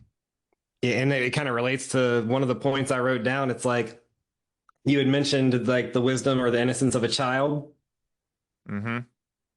And the Toltecs say that the only difference between a child and a wise man is that the wise man is no longer innocent. Yes, dude. Yes. The wise man has been through hell, whereas the child is innocent. The child is innocent, but it's still following their intuition. It's following their feeling. It's following that, world beyond symbols that we've been talking about. But then they fall into the symbols. They eat the fruit from the tree of knowledge, right? Mm-hmm. And then they start to live in the world of symbols, and they start to dream hell because they're making assumptions about everything and taking everything personally. And then there comes a time where they've taken so much personally and made so many assumptions that they reach a point where something inside them says, "We can't do this anymore. We need to make some changes." And all they end up doing is returning back to being a child, but they're no longer innocent, Yeah, man. It's almost like the hero's journey, right? Like the hero Right. takes off from his home, and the final stage is he comes back home, but it's almost like he's not the same man and it's not the same river, right? To kind of bring two different statements together. I do that a lot. But it's almost like like for instance, when I got into health, I thought there were a lot of things that were healthy to do. I was just talking about this today with one of my one-on-one clients who's a very high-level Czech practitioner. And I was chatting with him this morning, and I was like, "Oh, I'm making a smoothie." He's like, "You throwing your kale in there?" And it was kind of that funny thing of like us both remembering what we thought was healthy at one point. Now, again, it's not that kale's unhealthy. It's just like I realized like a lot of these things that these people will like harp on, like, oh, you got to eat a bunch of kale. That might be their way, but it's not like the way. And so, again, I had to go through a lot of trial and error of like, okay, this guy says to do that, so I'm going to do this, blah, blah, blah. I had to go through all that to find my own sovereignty of like, I'm going to tune into my feeling, my intuition, and I'm going to discover what's healthy for me at each day because it does change over time. It's not objective in nature. It's not static. It's always moving, just like reality. I mean, we're not solid objects, even though we look like it. This desk isn't a solid object. Everything in the dream is constant change. The only thing that is not constant change is love or God or truth. All those words I said earlier, that is which beyond the symbols anyway. Creator. I got to write that one down. Creator. Yeah, dude. That's a good one. And then the one thing that I wrote down about cannabis specifically, or actually not even specifically, but plant medicines specifically, and cannabis especially, though, that we didn't really talk about that I wanted to touch on is just that connection to Earth. There is don't get me wrong, I am pro LSD and pro MDMA, but for the most part, I'm not for synthetic drugs or pills. I'm against basically anything that Big Pharma is producing. Yeah. But even LSD and MDMA, I put peyote, cannabis, mushrooms, ayahuasca, all of that goes above LSD and MDMA, which again are useful tools, especially if you use them responsibly, and dosage is even more important with those than anything else. Yeah. But the one thing that those two and even smoking DMT doesn't really have that ayahuasca and peyote and cannabis and mushrooms do have is that when you put your bare feet on the earth, you feel it. Oh, it's undeniable. Well, if we think about it this way, I forget where I heard this. It might have been a Toltec wisdom book. It might have even been the Disappearance series, but it probably wasn't Disappearance, actually, based on how that book outlays. But, again, like one of the things was like, hey, in this reality, aka this illusion, this dream, the earth is actually our God, if you will, right? Now, again, God is typically looked at as like the God, but mother to me, I would say mother and father, son, but yeah, same thing. Yeah, exactly. Because we are literally light and earth beings in one. Yeah, exactly. That is the essential balancing act.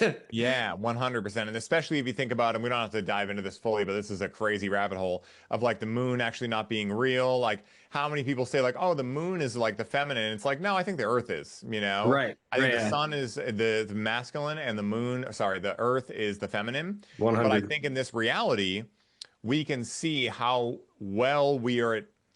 good we are at being in right relationship with God by how we treat the nature around us. Because again, like I think where the spiritual bypass comes in is like someone goes, well, if the earth's not real, then I can litter and do whatever. And it's like, no, that's not what we're saying. Thank you for saying that. Thank you for saying that. Yeah, because the earth is real relative to the dream we're in. Right. So it's like, again, we're looking at... Thank you for saying that. Yeah, of course, man. And, again, like think about it this way. If you see someone kick a dog, all right, you get a feeling around that. Right. Versus if someone comes to your house and you're like, oh, this is my dog, and they get down and look, oh, there's a little fuzzy dog, and they play with him, like it gives you a feeling of like, yeah, like, I mean, you probably don't think of this, but like, it's like, oh, this person's safe to be around. Right. Someone who like, I was just watching a podcast this morning and the guy was talking about how like, if he goes to throw a wrapper in the trash and he throws it in and then like, he kind of looks back and he sees it didn't really go in all the way. He's like, I'll take 2 steps and then turn around and be like, oh, I got to put that in there. And I remember when that happened for me as well. Now, again, one thing we didn't talk about, but I'll bring into this because it definitely applies here is a lot of people will say, well, why aren't you a vegetarian or vegan then if you look at life like this? Yes. And I would say, well, why don't you look at the plants that you're killing as life as well, right? Are you creating a distinction between different lives? Are you saying certain life is, worth more than other lives? Right. At the end of the day, it's all intention to go back to that, right? Yes. For me, I understand that my body works better at this stage of my life with meat and with dairy. And so what I can do as a conscious consumer is make sure that I'm not buying factory farm meat. I'm not giving Tyson and Purdue and all these terrible companies my money. Where I put my money is where I put my intention. And so for me, I go through the Amish to get all of my meat. Why? Because I enjoy the idea of the Amish. I enjoy what they're doing. I know they take very good care of their animals. They're not creating factory farms. And so, in that way, I feel like my morality with God is in alignment there. Because again, like we talked about earlier, morality is something we all have to figure out. What is good and bad, what is evil and not evil, is something we have to figure out ourselves with God. And I think for I, me, I would say though that at least for me, the way that I see good and evil or good and bad is not, they are not essential. They're the effect. I mean, like in the Disappearance, they talk about cause and effect. yeah, yeah. And whenever I hear people say good and evil or good and bad, I do have to interject because to me, it's like, well, the cause of good is believing in truth and investing in truth and seeking truth and living truth. And evil or bad is the result of believing in lies and allowing yourself to be deceived, making assumptions, not questioning your perceptions, I right? fully So, agree, dude. yeah, okay. Fully agree with that. And I'll even add on to it to go back to what we were saying. You know, feeling something is good is someone remembering everything we're talking about, right? They're remembering the truth. And someone existing in what we would call evil is someone that is forgetting the truth of all things. And another way we could say it is, so like, you know, if we look at how the Law of One says it, the negative polarity and the positive polarity, and this is how I like how they distinguish what we would call good and evil. They say good is the presence of God, evil is the absence of God. So negatively polarized individuals like Klaus Schwab or the Rothschilds, are they really evil, or are they just existing from the absence of God, aka the ego, right? Because that is the farthest away you can get from God, is complete ego-based narcissism. Yeah. And That the is the only way to farthest remain away. with God is to forgive them immediately. Exactly. And to realize like what the truth is, which is, hey, I have this thing called an ego that's going to tell me a lot of things. And I'm not going to say it's bad. Yeah. I'm not And going to all you're create doing is condition. projecting your unconscious guilt onto them. If you know, even calling them like negative polarized, it's like, okay, that might be true in a sense in the dream, but I forgive them. Yeah. And what I like about Lara One is they don't think of negative like it's almost like negative ions versus positive ions. They think Right. of it that way. But also, what I love about Lara One is they say like, and this is, you know, again, one of the things that helps me sleep better at night, and one of the mindset shifts I've made is you watch Star Wars and you realize it does really take a Darth Vader to create a Luke Skywalker, because reality exists in polarity. And now again, we can talk about the balance in the middle, but again, like the more that you choose to positively polarize or be of service or remember you are God, or you know, any of these kind of ways we're distinguishing what that idea is of good, let's say, right? The more that you choose to do that is directly related to what you see on the other side of it, right?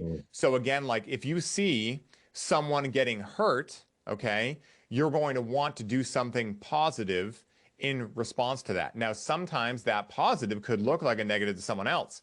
Now, for instance, like you see an old lady getting beat up, you might go over there and beat the living shit out of who's beating them up. Which again, if someone just walks over halfway through, they just see you beating the shit out of some guy, they're like, that guy's terrible, right? But Right. at the end of the day, you were trying to save someone who was unable to save themselves. So, you know, again, this is where it gets very muddy in certain ways. But, Mhm. you know, at the end of the day, when I see like what reminds me of why I'm doing what I do, why I'm choosing to be the person I'm choosing to be in this lifetime, is directly related to like when I see the Epstein list, I don't focus on that. I be informed, but not smothered by it. Because again, the worst thing you can do when you see evil, once again, when you're in hell, keep walking. You know, don't keep thinking and talking about the hell, because that's what's creating it, right? Mhm. That's what the elite want you to do, because again, they feed off the fear and the negativity. That's their energy source, because they're coming from the opposite polarity. It's not bad, it's just the opposite of what is. So again, like Darth Vader made Luke Skywalker become Luke Skywalker because he had to become Luke Skywalker to defeat what he's called was evil. But even in the Law of One, they talk about how the negative polarity, you can only go so far in the negative before you have to come back to the positive. So you can only go to the fourth dimension in the negative polarity before you have to start coming back. So if you think about the souls that sign up to go on the negatively polarized path, they're actually really brave in a way, because at some point their higher self, like the full totality of them, knows like, I'm doing this to positively polarize a lot of people towards God, and I'm going to have to make up for all this karma I'm creating. And so that's really a rough path. And so we can have compassion while still having discernment, you know, and I think that's a good place to be in life. Like when I see someone like Bill Gates or, you know, even a Jeffrey Epstein, I can have compassion of like, oh my God, how the fuck did you ever think that was God, right? How did you ever fall? How did you get that fucked up in your head? But I can also be vehemently opposed to it. I can stand up for it. If they were right here, I would probably fucking do unspeakable things to them, right? So, again, I can have the compassion to realize they're still part of this all. Because again, the second I see them as separate, I fall back into the dream. So I don't want to see them as separate. I want to realize they're part of the whole, but I want to be completely fucking repulsed by how far away they've gotten from God. And that will show me, based on that repulsion, how close I'm getting to God. And I think that's why these people are there, to remind us what's important. Like what Aubrey was talking about in his podcast, which I really identify with, and I was really proud of him for saying this, is that idea that like if he saw his wife getting abused by someone, he would go correct that situation, his version of correction, right? Like stopping that assault, because he knows and feels it's right inside. But we can see that some people don't have that. Like some people's version of right, we can see from the Epstein list, is very different from what we feel is right. And I think that right, that like you and I, most of your listeners, Aubrey, like these people that have chosen positive polarity, that right that we would identify with, I don't think is an objective right. I think it's the presence of God within us, right? Because again, like we don't want to see suffering happen. And sometimes like a Mr. Miyagi approach, like Mr. Miyagi is a great example of this. In one of the Karate Kids, I always forget which one it is, he's at the gas station and those kids try messing with him and he annihilates them. And then he gets back in the car and the, kid he's training, he's like, dude, that was so fucking awesome. You beat their asses. And he's like, no, it's not awesome. I just had to correct them. Like I had to make sure I didn't want to kill them, but I wanted to make sure they didn't kill us. And, it's kind of like being the warrior poet in a way as well. All right. It's very interesting. Yeah. Yeah. I'd rather be a warrior in a garden than a gardener in a war. Exactly. Type of thing. Exactly. Yeah. I'm more lover than fighter, but I did take Muay Thai because I understand, like, if someone tries fucking with Rachel, like, you're going to see a different version of me come out. And I have to be aware and I have to be realistic of the world that I'm living in. I have to be realistic of what the potential is within everything. There is everything. So even though I personally get to live in a utopia here in my house, I've created my kingdom here. I get to hang out with amazing people like you. I talk to very incredible individuals that help me learn about myself. And, I get to live in this really amazing utopia. If I went to, Roxbury, Massachusetts or Brockton, Massachusetts at fucking 2 a.m., I'm not going to go out there and be like, who wants a hug? I have to be realistic of the world I'm living in and the situation and setting I'm in. I'm going to probably lock my doors and roll up my windows. Why? Because I'm aware of the setting I'm in. Right. And I think that again, like what the difference between innocence and wisdom is that. Yeah. That's what I really feel the difference is. Innocence is like, I'm just going to go in there and do whatever, right? And we can see that in the feminine, and it's beautiful. And I think that's what the masculine is kind of here to protect in the feminine, is that innocence, because it does remind us as well of our innocence. But I think wisdom is knowing like, hey, discernment. Everyone deserves a hug, but I'm also going to lock my windows when I drive through Brockton at night. Right. If it's bright daylight and there's a function going on around there where there's a bunch of people, so it's not too shady, maybe I'll walk up to somebody and give them a hug, but not at night. Or maybe like I'll hop on Instagram and be like, hey, I want to go do an interview in this part of town. Who's there that I can connect with that will like, make sure that I don't get fucked with there, Right. And then if I go in there with that person, like that's how Tommy G does it, for instance, right? They all respect him and they actually say he has a lot of balls for doing it, but he always says like, dude, if I tried to walk in here without having connections, it would go very differently. I'm putting cameras in people's faces. Like, he's aware, he's got wisdom. He's aware. Yeah. So a couple of things that I wrote down over the last 20 minutes or so. I gotta say, so with Epstein, I know this is just the craziest of crazy talk. Even the normies and the conspiracies will both say that this is absolute nonsense. But I think he might be a digitally created person, a deep fake, a corporate, a corporate fiction. these people have the ability to create that type of entity to be the fall guy, and so that none of their real friends or them actually have to take the fall. And I mean, let's be real, nothing's happened except for a Mhm. bunch of talk about Epstein, and like, is he even real? Like, there's a lot of evidence that he's not real. Well, a girl that I've had on my podcast several times, I'm sure you've heard of her name before. Brandon's had her on Human Vibration. Mhm. She put out the one episode, one of the few episodes that she's made public from her like Patreon podcast is the episode where she presents the evidence, presents the case that Epstein is just a digitally created corporate fiction. And she goes a little further with it, saying she's a little bit too much into the everything is fake for me, but I'm be skeptical but learn to listen. I'm the fifth agreement, and I 100%. and when I listen, there are pieces of evidence, factual aspects to this thing that are like, for me, I'm not going to take it to the it's all fake and there really is no child pedophilia and that's not going on at all. But to me, it's like, okay, well, Epstein clearly is fake based on the evidence I've heard at this point, and nothing's happening to all the real people. So maybe he's just a digital fall guy. That's kind of where my theory, and again, it's theories, it's conspiracy theories. To me, it's fun to dabble in, but I'm It is more into fun. spiritual stuff for sure. No, yeah. And like my power, empowering myself with my love and forgiving, regardless of what's fake and what's real with all this crap. It's like most of it's coming through a screen anyway. So it's like, I don't know with any of that, but the other thing was you said you were talking about the moon, like the moon, they say the moon is feminine. I think the moon is a trickster, like you were saying, the sun is the masculine and the earth is the feminine. The moon is a trickster. Like it's awesome. I love it, but there is some just trickster energy to it. I don't know how to put it beyond that. Dude, I agree. I mean, one of the things I watched, I thought it was one of the coolest things. What show was it? It was this show on Gaia that was this woman channeling. She was somehow channeling through the internet and talking to an interstellar species. I forget the race she was talking to, but they basically, it was like, I was like sitting there ripping bags. It was one of the times that Rachel went on a retreat. And so I was connecting with Cannabis during the week. And because this was during those 3 years that I like never did that. And so I was like, all right, cool. It's a Friday night. Rachel's gone. Like, what am I going to do? So I put on Gaia because Rachel doesn't usually like Gaia. It's not exactly entertaining. It's like a bunch of scientists trying to be entertaining. But Mm-hmm. basically, she was talking about how the moon was put here and whether it's the Anunnaki. It was a long time ago. I can't remember. But some species installed, maybe it was Draconians, they installed quantum supercomputers on the moon that cast a reality within a reality. It was basically that's what created the Matrix, and it was essentially that Earth is 5D, but it's a Matrix hologram that is casting on the moon to Earth, creating a 3D seeming reality.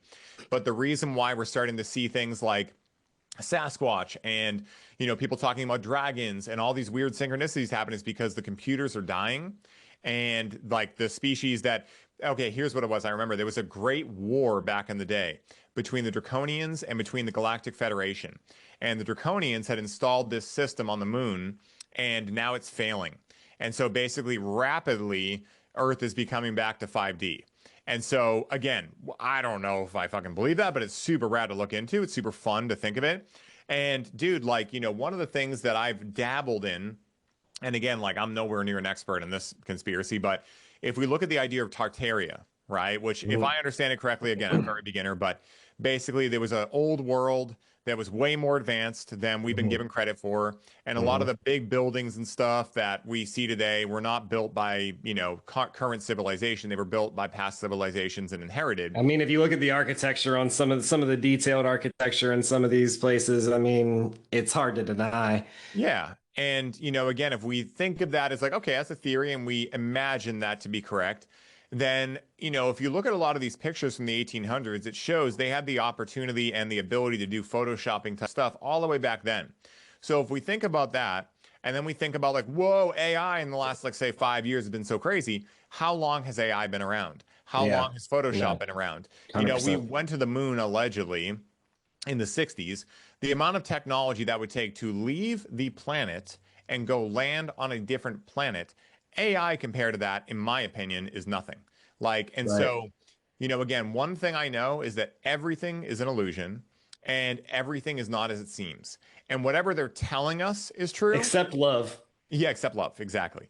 And again, like whatever they're telling us is true, we just almost have to imagine is not true. Because again, if it quacks like a duck and looks like a duck, it's probably a duck. So if we understand that these same individuals, whoever they are, the negatively polarized overlords, whatever you want to call them, if we understand that, if we look back to World War I and World War II, and even before that, but let's just start there, that wasn't as it seems. And then we look at Vietnam and the reasons they gave for going over there versus what the actual reasons were. That was The wrong. Gulf of Tonkin incident literally did not happen. It was a newspaper. It was just a fabricated newspaper story. Exactly. We look at even Pearl Harbor, right? They knew the Japanese were going to attack it, and they probably provoked them. I don't even know. But again, we look at all those things. Then we look at more recent events like 9/11. Then we look at COVID. It's like, and now we're being told, hey, this guy Jeffrey Epstein did all these things, and hey, here's all the documents. Then why would they want us to see all that? Like, if, for instance, why would the bad guys make the bad guys look bad to the good people? Okay, like that doesn't make any sense. They would never choose out of the kindness of their hearts, because they don't have one. Like they've chosen the absence of God, not the presence of it. So anything that looks like it's a good action is a falsehood. It's not real. It's an illusion. It's a deception. The question becomes, it's a look over here. Yeah. The question becomes why? Why are they choosing to allow us to see this? What do they want to happen? And so again, I'll be the first to say, I have no fucking idea. Yeah, me either. Again, that's why the Fifth Agreement is so powerful. Be skeptical, but learn to listen. Like maybe there are some really amazing people that are getting into these circles, and maybe it's Luke Skywalker, Return of the Jedi, and this is the real shit happening, and they're passing it out, and maybe. But maybe it's the exact same thing that's happened many times before, So, very interesting. This has been an awesome talk. I got one. I started laughing because the example you gave, dude. When I was in I hadn't even started driving yet, so I was probably like 15. And I was in high school, and this is back, I was a truth teller, but I didn't have the balance, I didn't have the discernment or the social skills that I have today. And I was hanging out with my buddy Tim, just watching high school football game, at my high school. And this girl, who I guess she was either a year or two younger, comes up and says, "Do I look fat?" And I was like, kinda. Oh my God, you savage, dude. You fucking savage, bro. You got more balls than I do, dude. Well, I know, but I've literally felt bad about it from that. Like, my friend started dying laughing, and the way that he started laughing made me feel way worse. Like, I was just you weren't intentionally trying to be mean. You were just trying to be honest, and and it's like, when a woman asks you that, they don't really want the truth. Like, you know what I mean? And it's like, but I didn't know that at the time. I was an idiot. Yeah. It's like when men ask women, like, do we look ripped like this? And a lot of times, like, no, but the woman is like, yeah, you really do. And it's like, I was old enough, I probably should have known, but man. Well, you only make that mistake once usually, so, and by mistake, I don't mean objectively as a mistake, but those things like they talk about in the voice of knowledge, like kind of wearing a mask a little bit. Like you kind of realize where, like, when the kid asks you, is Santa Claus real? And you realize, like, if I tell him the truth, it's going to wreck him. He can't handle the truth. I'm going to tell him, like, well, yeah, maybe we could be like halfway honest. Like, he's real in our minds. But it's like, Dad, tell me, is it real or not? You're like, yeah, he's real, I guess, His spirit is real. Yeah, his spirit is always real. You can say the truth. And that's, like, I think another thing that Rachel and I go back and forth on, because for me, Rachel's someone who, she's dead against, like, she would rather just be directly honest, and she has the balls to do it. Whereas me, I like to be honest, but I like to say it in the way that, like, is relevant to the level I think they can handle. Right. Like, you don't want to over sugarcoat it, but I'll sugarcoat it enough for you to swallow it. And for you to be able to process, and then maybe you come to me again, and I'm like, maybe I'll tell you a little bit deeper now. Like, because I think we do have me as a coach, for instance, like, I do have a responsibility. Like, I can't just go around wrecking people. Right. I can't, sometimes the truth really hurts. And if someone is already in a place of hurting, and then I tell them something that, first of all, how do I know it's the truth? First of all, like, it could just be an ego trip I'm on. Second of all, if I tell them, like, a truth they can't handle and they go commit suicide, like, yeah, I would forgive myself, but, like, I mean, I would see it as, I guess that's what was meant to happen. But, like, I don't know. That'd be hard for me to wrangle No, with, they you know? talk about that in the Disappearance of the Universe. Yeah. Like if they were to reveal the entire truth at once to 99% of people, it would be completely overwhelming. They Yeah. wouldn't, the shock would probably kill them.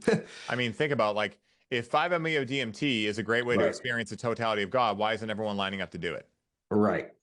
Because, you know, like, and even when I did it, dude, I did it twice. And as a psychonaut, someone who loves that, dude, it was so intense. I was like, I don't even know how to make sense of that. I think I'm good for the rest of my life on that, I to be have honest. literally had a pen for 4 months and have yet to try it.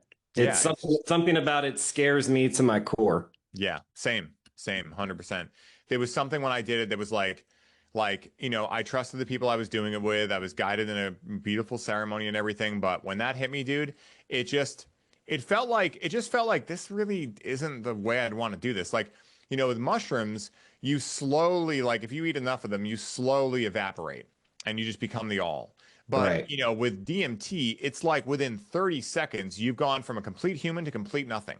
And it's like Right. that is very traumatizing and Intense. yeah, and intense to the human body. And Yeah. I don't know, like some people love that.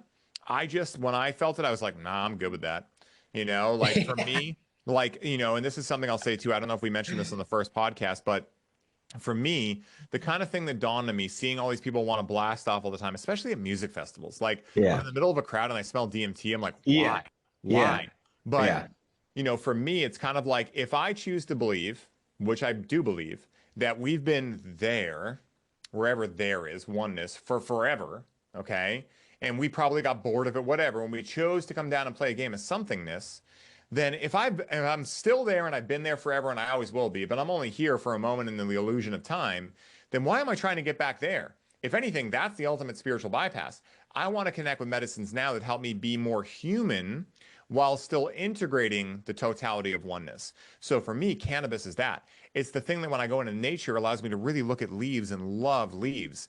It's the thing that allows me to, you know, when I'm biking, really feel every muscle working and allow me to get more in touch with my muscles so that then when I'm out in nature riding my bike without cannabis, I remember that connection and I get more into my humanness and I remember to look at leaves and I remember that, hey, don't let your ego tell you that because you've seen trees before, there's no reason to stop and look at each individual tree. Like, you know, Right. bring that amount of joy back into your everyday life.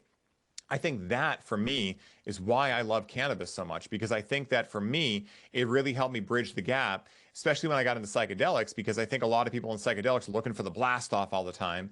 And for Yeah. me, I was like, nah, man, I'm just looking for the reminder because Yeah. life itself is the blast off, dude. We're existing in a Yeah. dream reality Thank and we're you. waking Thank up you. within it. Like Yeah. that is the craziest, trippiest experience ever. Why do I Yeah. want to go back to oneness right now? I'll be back there eventually. I've Right. been there. I'm still there now. I want to be Yeah. here, you No, know? I don't even really blast off with just NN-DMT anymore. I will do microdoses of that though, because of exactly, and the reason I even thought of saying that is because you said I just want the reminder. Yeah, exactly.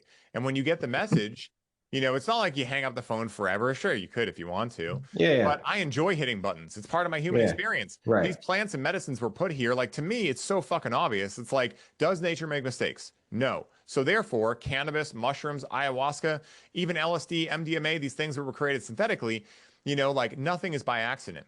It just comes down to discernment and being aware of what you're doing, why you're doing it, and what you're looking to get from it. And also understanding that your pathway is not going to be everyone's pathway, and everyone's going to have an opinion about the way you're doing things. But at the end of Yeah. the day, opinions are like assholes. Everyone's got one and they all stink. The only one that Yep. matters is the one that you feel is fun for you, so you can follow that all the way back home.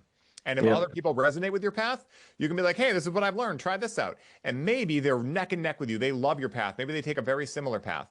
But maybe on the contrary, they take a very different path. They don't even understand your path.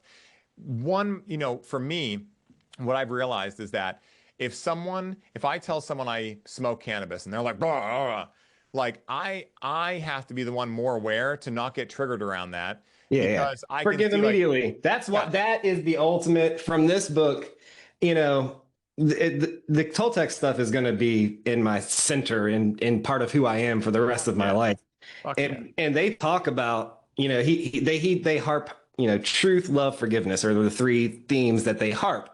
And for me, as someone who just grew up the way I grew up, for lack of a better way of describing that, truth and love have been the two that I've been focused on and like dialed into. And I knew I've never discounted forgiveness, Mm-hmm. but this really made me see how that practice of forgiveness is a practice. It's not a concept. It's Mm-hmm. a practice, and it's not about telling the other person you forgive them. It's about forgiving them from in the realest sense of forgiveness, you know? 100%. And dude, like think about this too, right? Imagine you are a professional BMX rider. Okay, so you're really good. And you have a friend hanging out with you and he's like never ridden a bike before. Okay.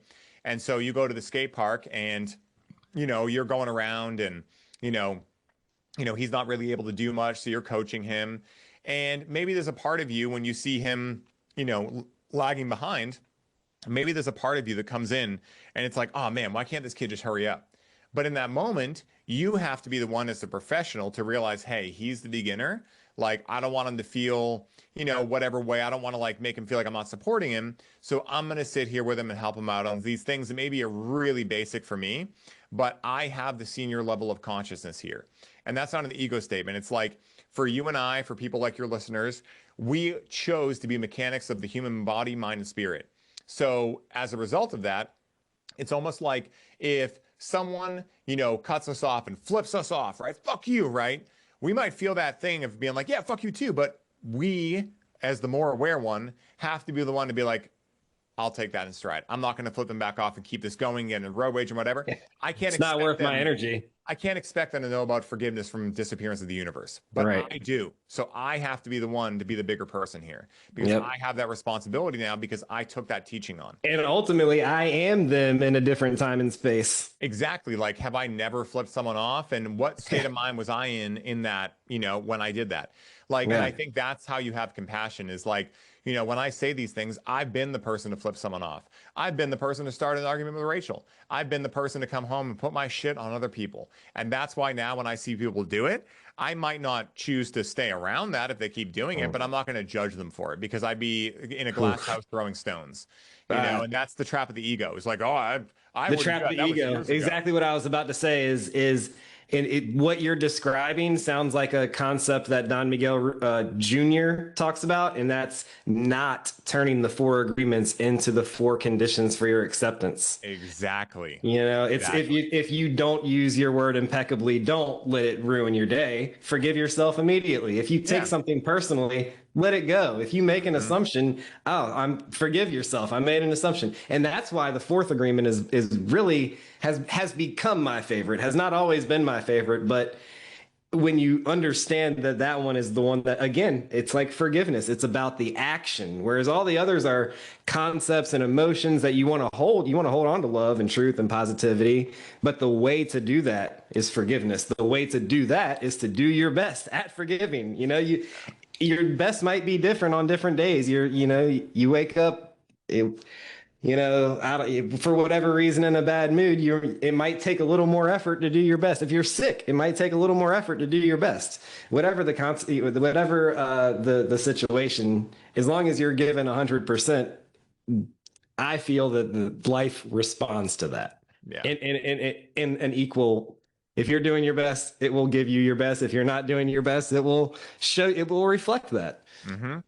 I mean, dude, it's just like this. Like, as a coach, for instance, if I meet someone who's never been into this stuff, but every appointment they show up and they're like, hey, man, I did that thing we talked about. And even if they might not, they might, say something that I might be like, I don't know if you fully got that. Showing me that they're trying is what gives me the enjoyment, And so, again, I think, again, how we do anything is how we do everything. It doesn't really matter what someone does as long as they have passion behind it. If they're really trying, if they're putting an effort, then, I think that for me anyway, as someone who teaches people things like that is like, I don't care if they totally got it wrong. As long as they tried, I'm like, hell yeah, let's talk about it. Let's break it down. Let's figure it out. Know, 'cause I've been that person a lot of my life, like all the time. I mean, fuck. I was trying to get the DMARC thing off my Go High level for the last 3 weeks. I had to learn how to code a little bit and I kept getting it wrong. I was a beginner at it. But I was like, hey, I'm reminding myself, like, it's okay, buddy. You're doing something you've never done before. Just have fun with it. And when you figure this out, you're going to feel like He-Man. And I did. I figured it out. I'm like, holy shit, this is great. So, again, having that compassion with ourselves and being able to, just be like, okay, dust ourselves off. That was my best today. My best was still not getting it right. That's all right. I tried, And I was the man in the arena. That's what really matters. Like, did I put myself in the fucking arena? Even if I lose, I put myself in the arena, and by doing that, I actually win. It's Yeah, not about the 100%. result of who wins the fight. It's who chose to get in the ring and have the balls to do Right. it. Yeah. No, I mean, and to take the concept we are just talking about in terms of like doing your best and then relate it to what we've been talking about, like the power of symbols or the power that we give symbols through our faith and how we can discern and remove and take back our power and remove them from the, I mean, use symbols as a tool. You know, there's still, we can still use them in a way to benefit our life, but we don't want them to take over our life in a like parasitic relationship where we're living our life to feed the symbols or the voice of knowledge, right? Metaphorically. But I just got back from Mexico, man. And like the first time I went, there was a lot of English speaking people that were like on the trip or whatever with me. So it was a little bit easier. But this time, you know, I was, you know, in local areas and it was a lot more difficult not knowing Spanish, but it did teach me like the power of the world beyond words, like the power of a smile, the power of and what you were just talking about, making an effort. Like I had, you know, yo hablo un poquito Yeah. español, un Yeah. poquito, muy poquito, Yeah. but I was making an effort, and like when they, you know, I would actually like try, like, wait, how do you say that, you know, and like just showing that effort. I think people recognize that, and even like the word effort, that is a word that is pointing toward the truth beyond the symbol itself. You know what I mean? And that is what the fourth agreement is. 100%, dude. I totally, totally agree. You know, and what a beautiful world, you know, like, you know, as we're talking about this, I'm just like, damn, dude, like, I really feel like, you know, and like, I just really feel like, holy shit, dude, I really feel like we're winning the game here, you know, because just what We're I was, remembering who we are. yeah, we're remembering and we're just having fun in the game, you know, and I think that's really just what I hope for everyone is no matter what game you play, whether you want to be a sumo wrestler, you want to invent a new cell phone, like whatever it is, just have a fun game, you know, create a game for yourself that's fun.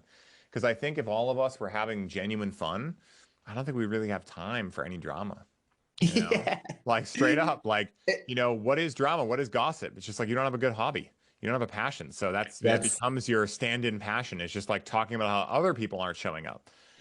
You know, That's a these are all one-to-one, this. one-to-one relationship concept to what Don Miguel says in the chapter of doing your best. If you're doing your best, you don't have energy to judge yourself or victimize yourself. No. You know what? You know, I see things all day on Instagram that I don't agree with. You know what I never do? I never go in the comments and Engage. talk shit. Yeah. I just go, Yeah. whatever. Cool. I'm glad they're Yeah. having fun and I just keep on scrolling. Yeah. So, you know, the big shift I had with haters and things like that is just genuinely when people comment shit on my profile, I'm just like, hey man, I can imagine where you're at to leave a comment like that. I hope you have a great day. Yeah. You know, I'm not going to engage with you. I'm not going to Yeah. take it personally because you're a hurt person just choosing to hurt more people. I don't Right. fuck with that energy anymore. I used to be Yeah. there, but I'm not there Yeah, I was anymore. gonna say I can't say I've never done it, but I don't. I Yeah. haven't in a long time. Well, the only reason we can spot it is because we've also got it, you know? So again, Facts. that's the kind of equalizer. That's what prohibits, if you're aware of it, the ego from running the show. Yeah. You know, If if you've I been through think hell, you're gonna be less likely to fall back into it. exactly. Like I know what certain things look like that I don't like because I used to do those things, you know? Yep. And Yep. that's the that's like the reminder of like why those things feel so like whoa to me is because I've tried them before and I didn't like them. They didn't lead to anything positive. So, yeah, because the game of life is really just that. It's a game. And sometimes you get the answer that's the correct answer for your subjective experience. And sometimes you still get the correct answer, but it leads to something that's even more correct at a later time. So I think that's the beautiful balance, bro. Of life. Absolutely. I'm ready to wrap it up, but I do want to Oh yeah. just get like I guess a summary, or how would you, let me put it like this. Hmm. Among plant medicines, I know you said it like the archetype is the jester and it is more fun and it's more gentle. And we did talk about it a little bit, but if you were to sum that up in relationship to the common plant medicines that most people know about, because most people don't know about like Hawaiian baby wood rose Yeah, seeds or yeah, yeah. some of these lesser known ones, right? But among mushrooms and peyote and ayahuasca, How would you describe the personality of cannabis? Or like to me, where I'm getting at is to me, I would say it's like a great healer, like a healing of the nation, but healing not in necessarily just a physical sense, like healing our minds and healing our spirits and healing our emotions.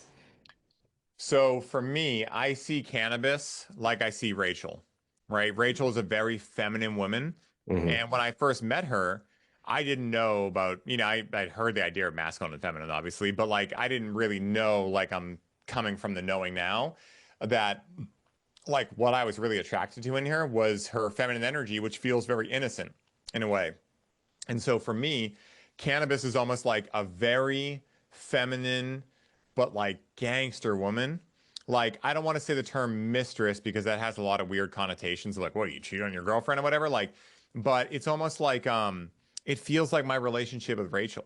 Like, it's very fun, but sometimes also like Rachel can check me, for sure. And she's very wise, and sometimes like I forget and I say something silly and she's like, "You really gonna try that around me?" And I'm like, "Ah, shit." Like sometimes it's hard to realize like someone's so bubbly and feminine, it's so fucking full of wisdom. And so cannabis is like that. And I think that's why a lot of people have the experiences they do with cannabis. Like, dude, it was always fun in high school. And then all of a sudden I had one experience that was just super paranoid. And it's like, yeah, that was you getting the wisdom side of it, because Yeah. cannabis will be really fun when you're in alignment.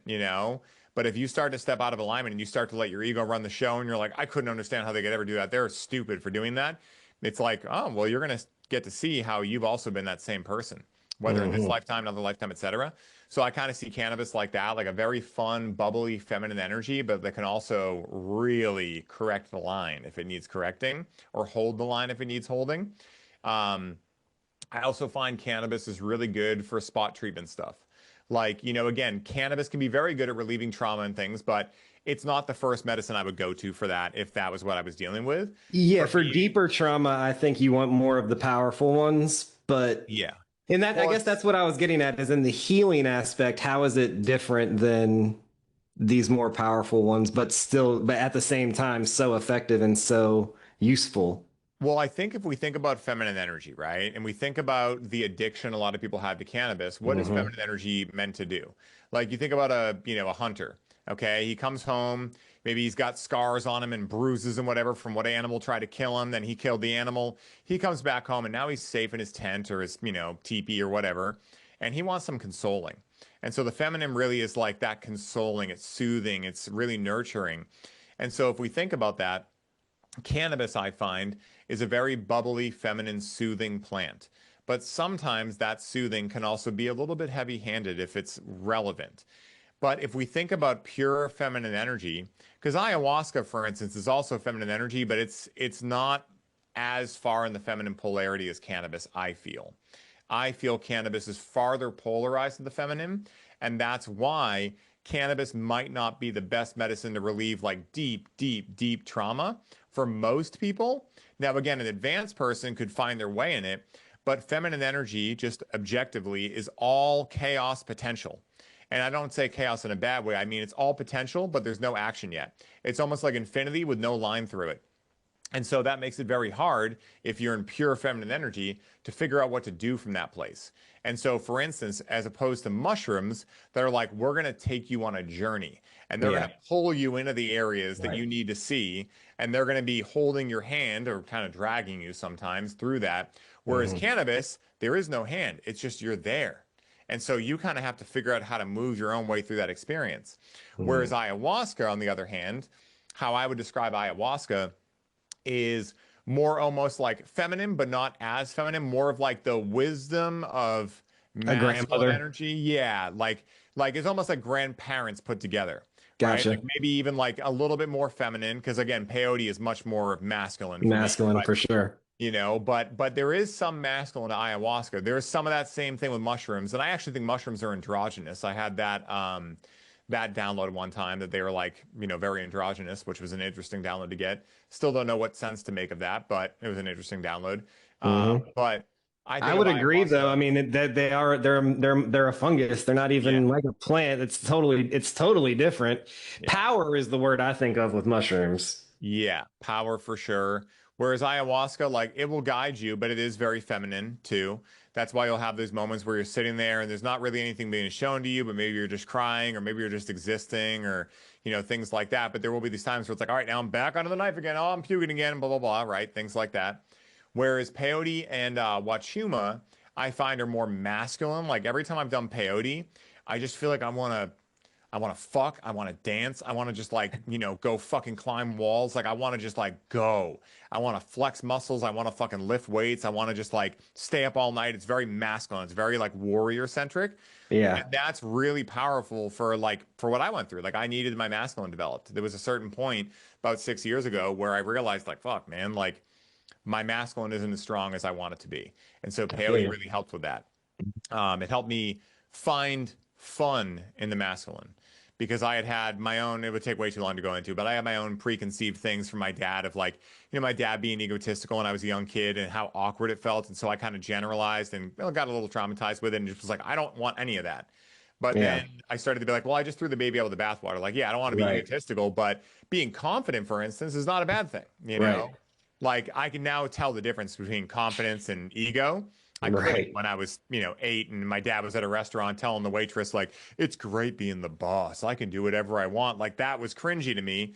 Right. But, in general, like, hey, I like being the boss. Like, can do whatever I want. Like that statement with that inflection tone is not the same thing, right? Right. So, again, that's just a preference. So, again, that's how I look at those medicines.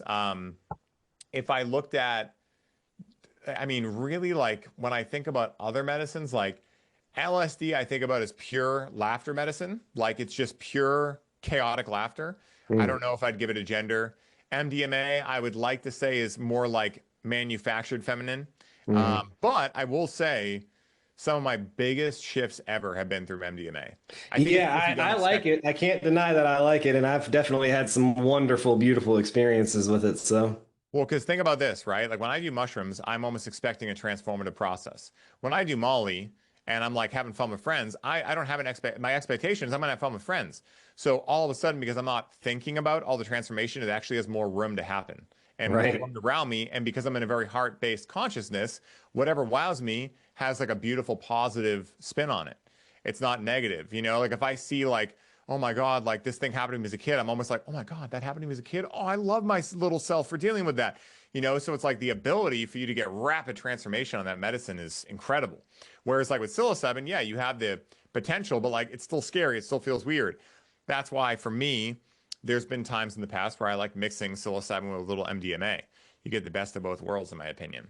Yeah. I like mixing stuff and, No, I've heard of people mixing like LSD and mush, and I've done it, and they call that hippie flipping, and then trippy flipping.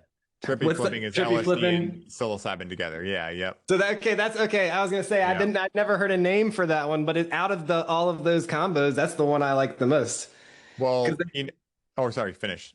They call candy flipping if it's like MDMA and LSD. Yeah, I didn't like that. That's too much for me. that was one of my favorites. Really? Yeah, that was too much. That was too much. Maybe I think I took too much of both probably. Yeah. But no, a little MDMA and a little mushrooms, that's really where it is. That's the hippie with LSD, I just don't think it mixes with anything. It takes over everything else. It depends, in my experience anyway, it depends where you're at. Like the mistake I made with LSD for years was I was told like, yeah, dude, take it at music festivals. And so I would go to music festivals and that's like doing the drug Olympics, man. Like that's like elite level, like being able to take a couple tabs of acid and like be a functioning human around 50,000 people. And cops and everything. Like, dude, that's like the drug Olympics. For me, LSD didn't really click until 2020 when I started doing it around other high level people in small groups at like a house. And then I was like, oh my God, like this is awesome. Yeah. And that's when I started like finding, okay, if I'm around other people and I don't feel like I have to play, doctor or like any of these kind of things to my friends and like be worried about people losing their shit, I can actually surrender into the experience. And then from there, once I'm riding that horse really well, I can insert another one like MDMA or cannabis. Those are pretty much the only two I would. I did do a Jedi flip once, which was you take LSD first, then about 2 hours into it, you start popping Molly. And then about an hour after that, you eat a little bit of psilocybin. This is when I was like 24. I was kind of a goofball back then. But, No, you know, again, I've done that. I didn't realize there was a name for it. Yeah, I think the names are hilarious. The timing wasn't exactly like that. I probably took them all at once, knowing me. But I mean, I'll be honest, man, you know, all I remember is taking the psilocybin and then falling into a hammock and waking up 4 hours later. Like, it was just like, you know, I kind of these days I'm very light on the psychedelics I do besides cannabis. Like, cannabis is my ride or die. I'll do like one big mushroom trip every year. I'll do MDMA maybe a couple times with deep friends and like beautiful ceremonies. And LSD maybe once every couple of years if like the situation calls for it. Right. And that's about it, because I just realized, like Terrence McKenna said, when you get the message, you can hang up the phone. I don't want to hang up the phone completely with things like cannabis, because there are things I'm still getting from it. But like with this whole, like, let me slam a bunch of buttons and try to see how far out I can go, I was like, nah, dude, I got the message. Like, I know we're all one. I know that we're existing in a dream. I don't need to keep dosing as high as realizing that. At this That's what I was going to say. I still probably utilize all of those things a little bit more often than what you were saying, but my dosage on all of them is minimum effective dose. I mean, why would you take more than what's effective unless you're really unless you're planning for, and that is like less than once a year. Yeah. For most all of them. Same. Yeah. It's been 3 years since I've done that. I'm about like, I've been getting the call for the last 6 months, and I've just been waiting and waiting and waiting. But usually around this time of year is when I'll do a big mushroom tea. Yeah, mushrooms. Yeah, exactly. Mushrooms once. But the thing for me is, because I'm a part of this sweat group, like, I'm already doing a peyote ceremony like 2 to 3 times a year. And that is plenty for me, for real. Yeah. And I love it because of the setting, like the fire, the ceremonial fire. And then we go into the sweat immediately after taking the peyote. By the time we come out, it's hitting you and you're like feeling great from the sweat. Oh, yeah. It's just such a beautiful experience. And like having that 2 or 3 times a year just reduces the necessity to have any, like, you know, macro dose type trips on any of the other ones. But because I like them and I like their spirits, and I'm like a psychedelic type of psychonaut, if you will, I still like to take the minimum effective dosage, you know, like a little quarter of a tab of LSD, or even like an eighth of a tab, you know, even sub-perceptual doses. Like, you can take like a 10 microgram and you don't even feel it, but like 3 o'clock in the afternoon, you're like, you know what, it's been a really good day. Yeah. Well, also, like, you know, what I'm fascinated with now, and I'm going to make an intention around this for my big mushroom trip, but also for like my microdoses, what I've been curious on is like, okay, if all of our consciousness is collected through a cloud, essentially, right? You can think of it that way. Then I was also Dimebag Darrell from Pantera. I was also Chuck Schuldiner from Death. I was also Eddie Van Halen. So what if I can connect to that cloud consciousness and bring back some of their music techniques, their understandings of music? Like, that's where I'm really having fun with it now, is like, how can I be still me, still here, not completely dissolved, so that I can actually take things back and make the dream more fun?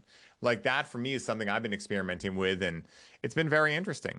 I haven't done it in a big dose type thing yet, because I just got back to guitar like 2 years ago, and you know, the last time I did a big mushroom trip was 3 years ago. But that was one of my things, is like, oh man, like, I wonder, like, because I've always heard, like, you know, people that have an NDE and they come back and they just know piano or whatever. It's like, an NDE is an ego death, you know?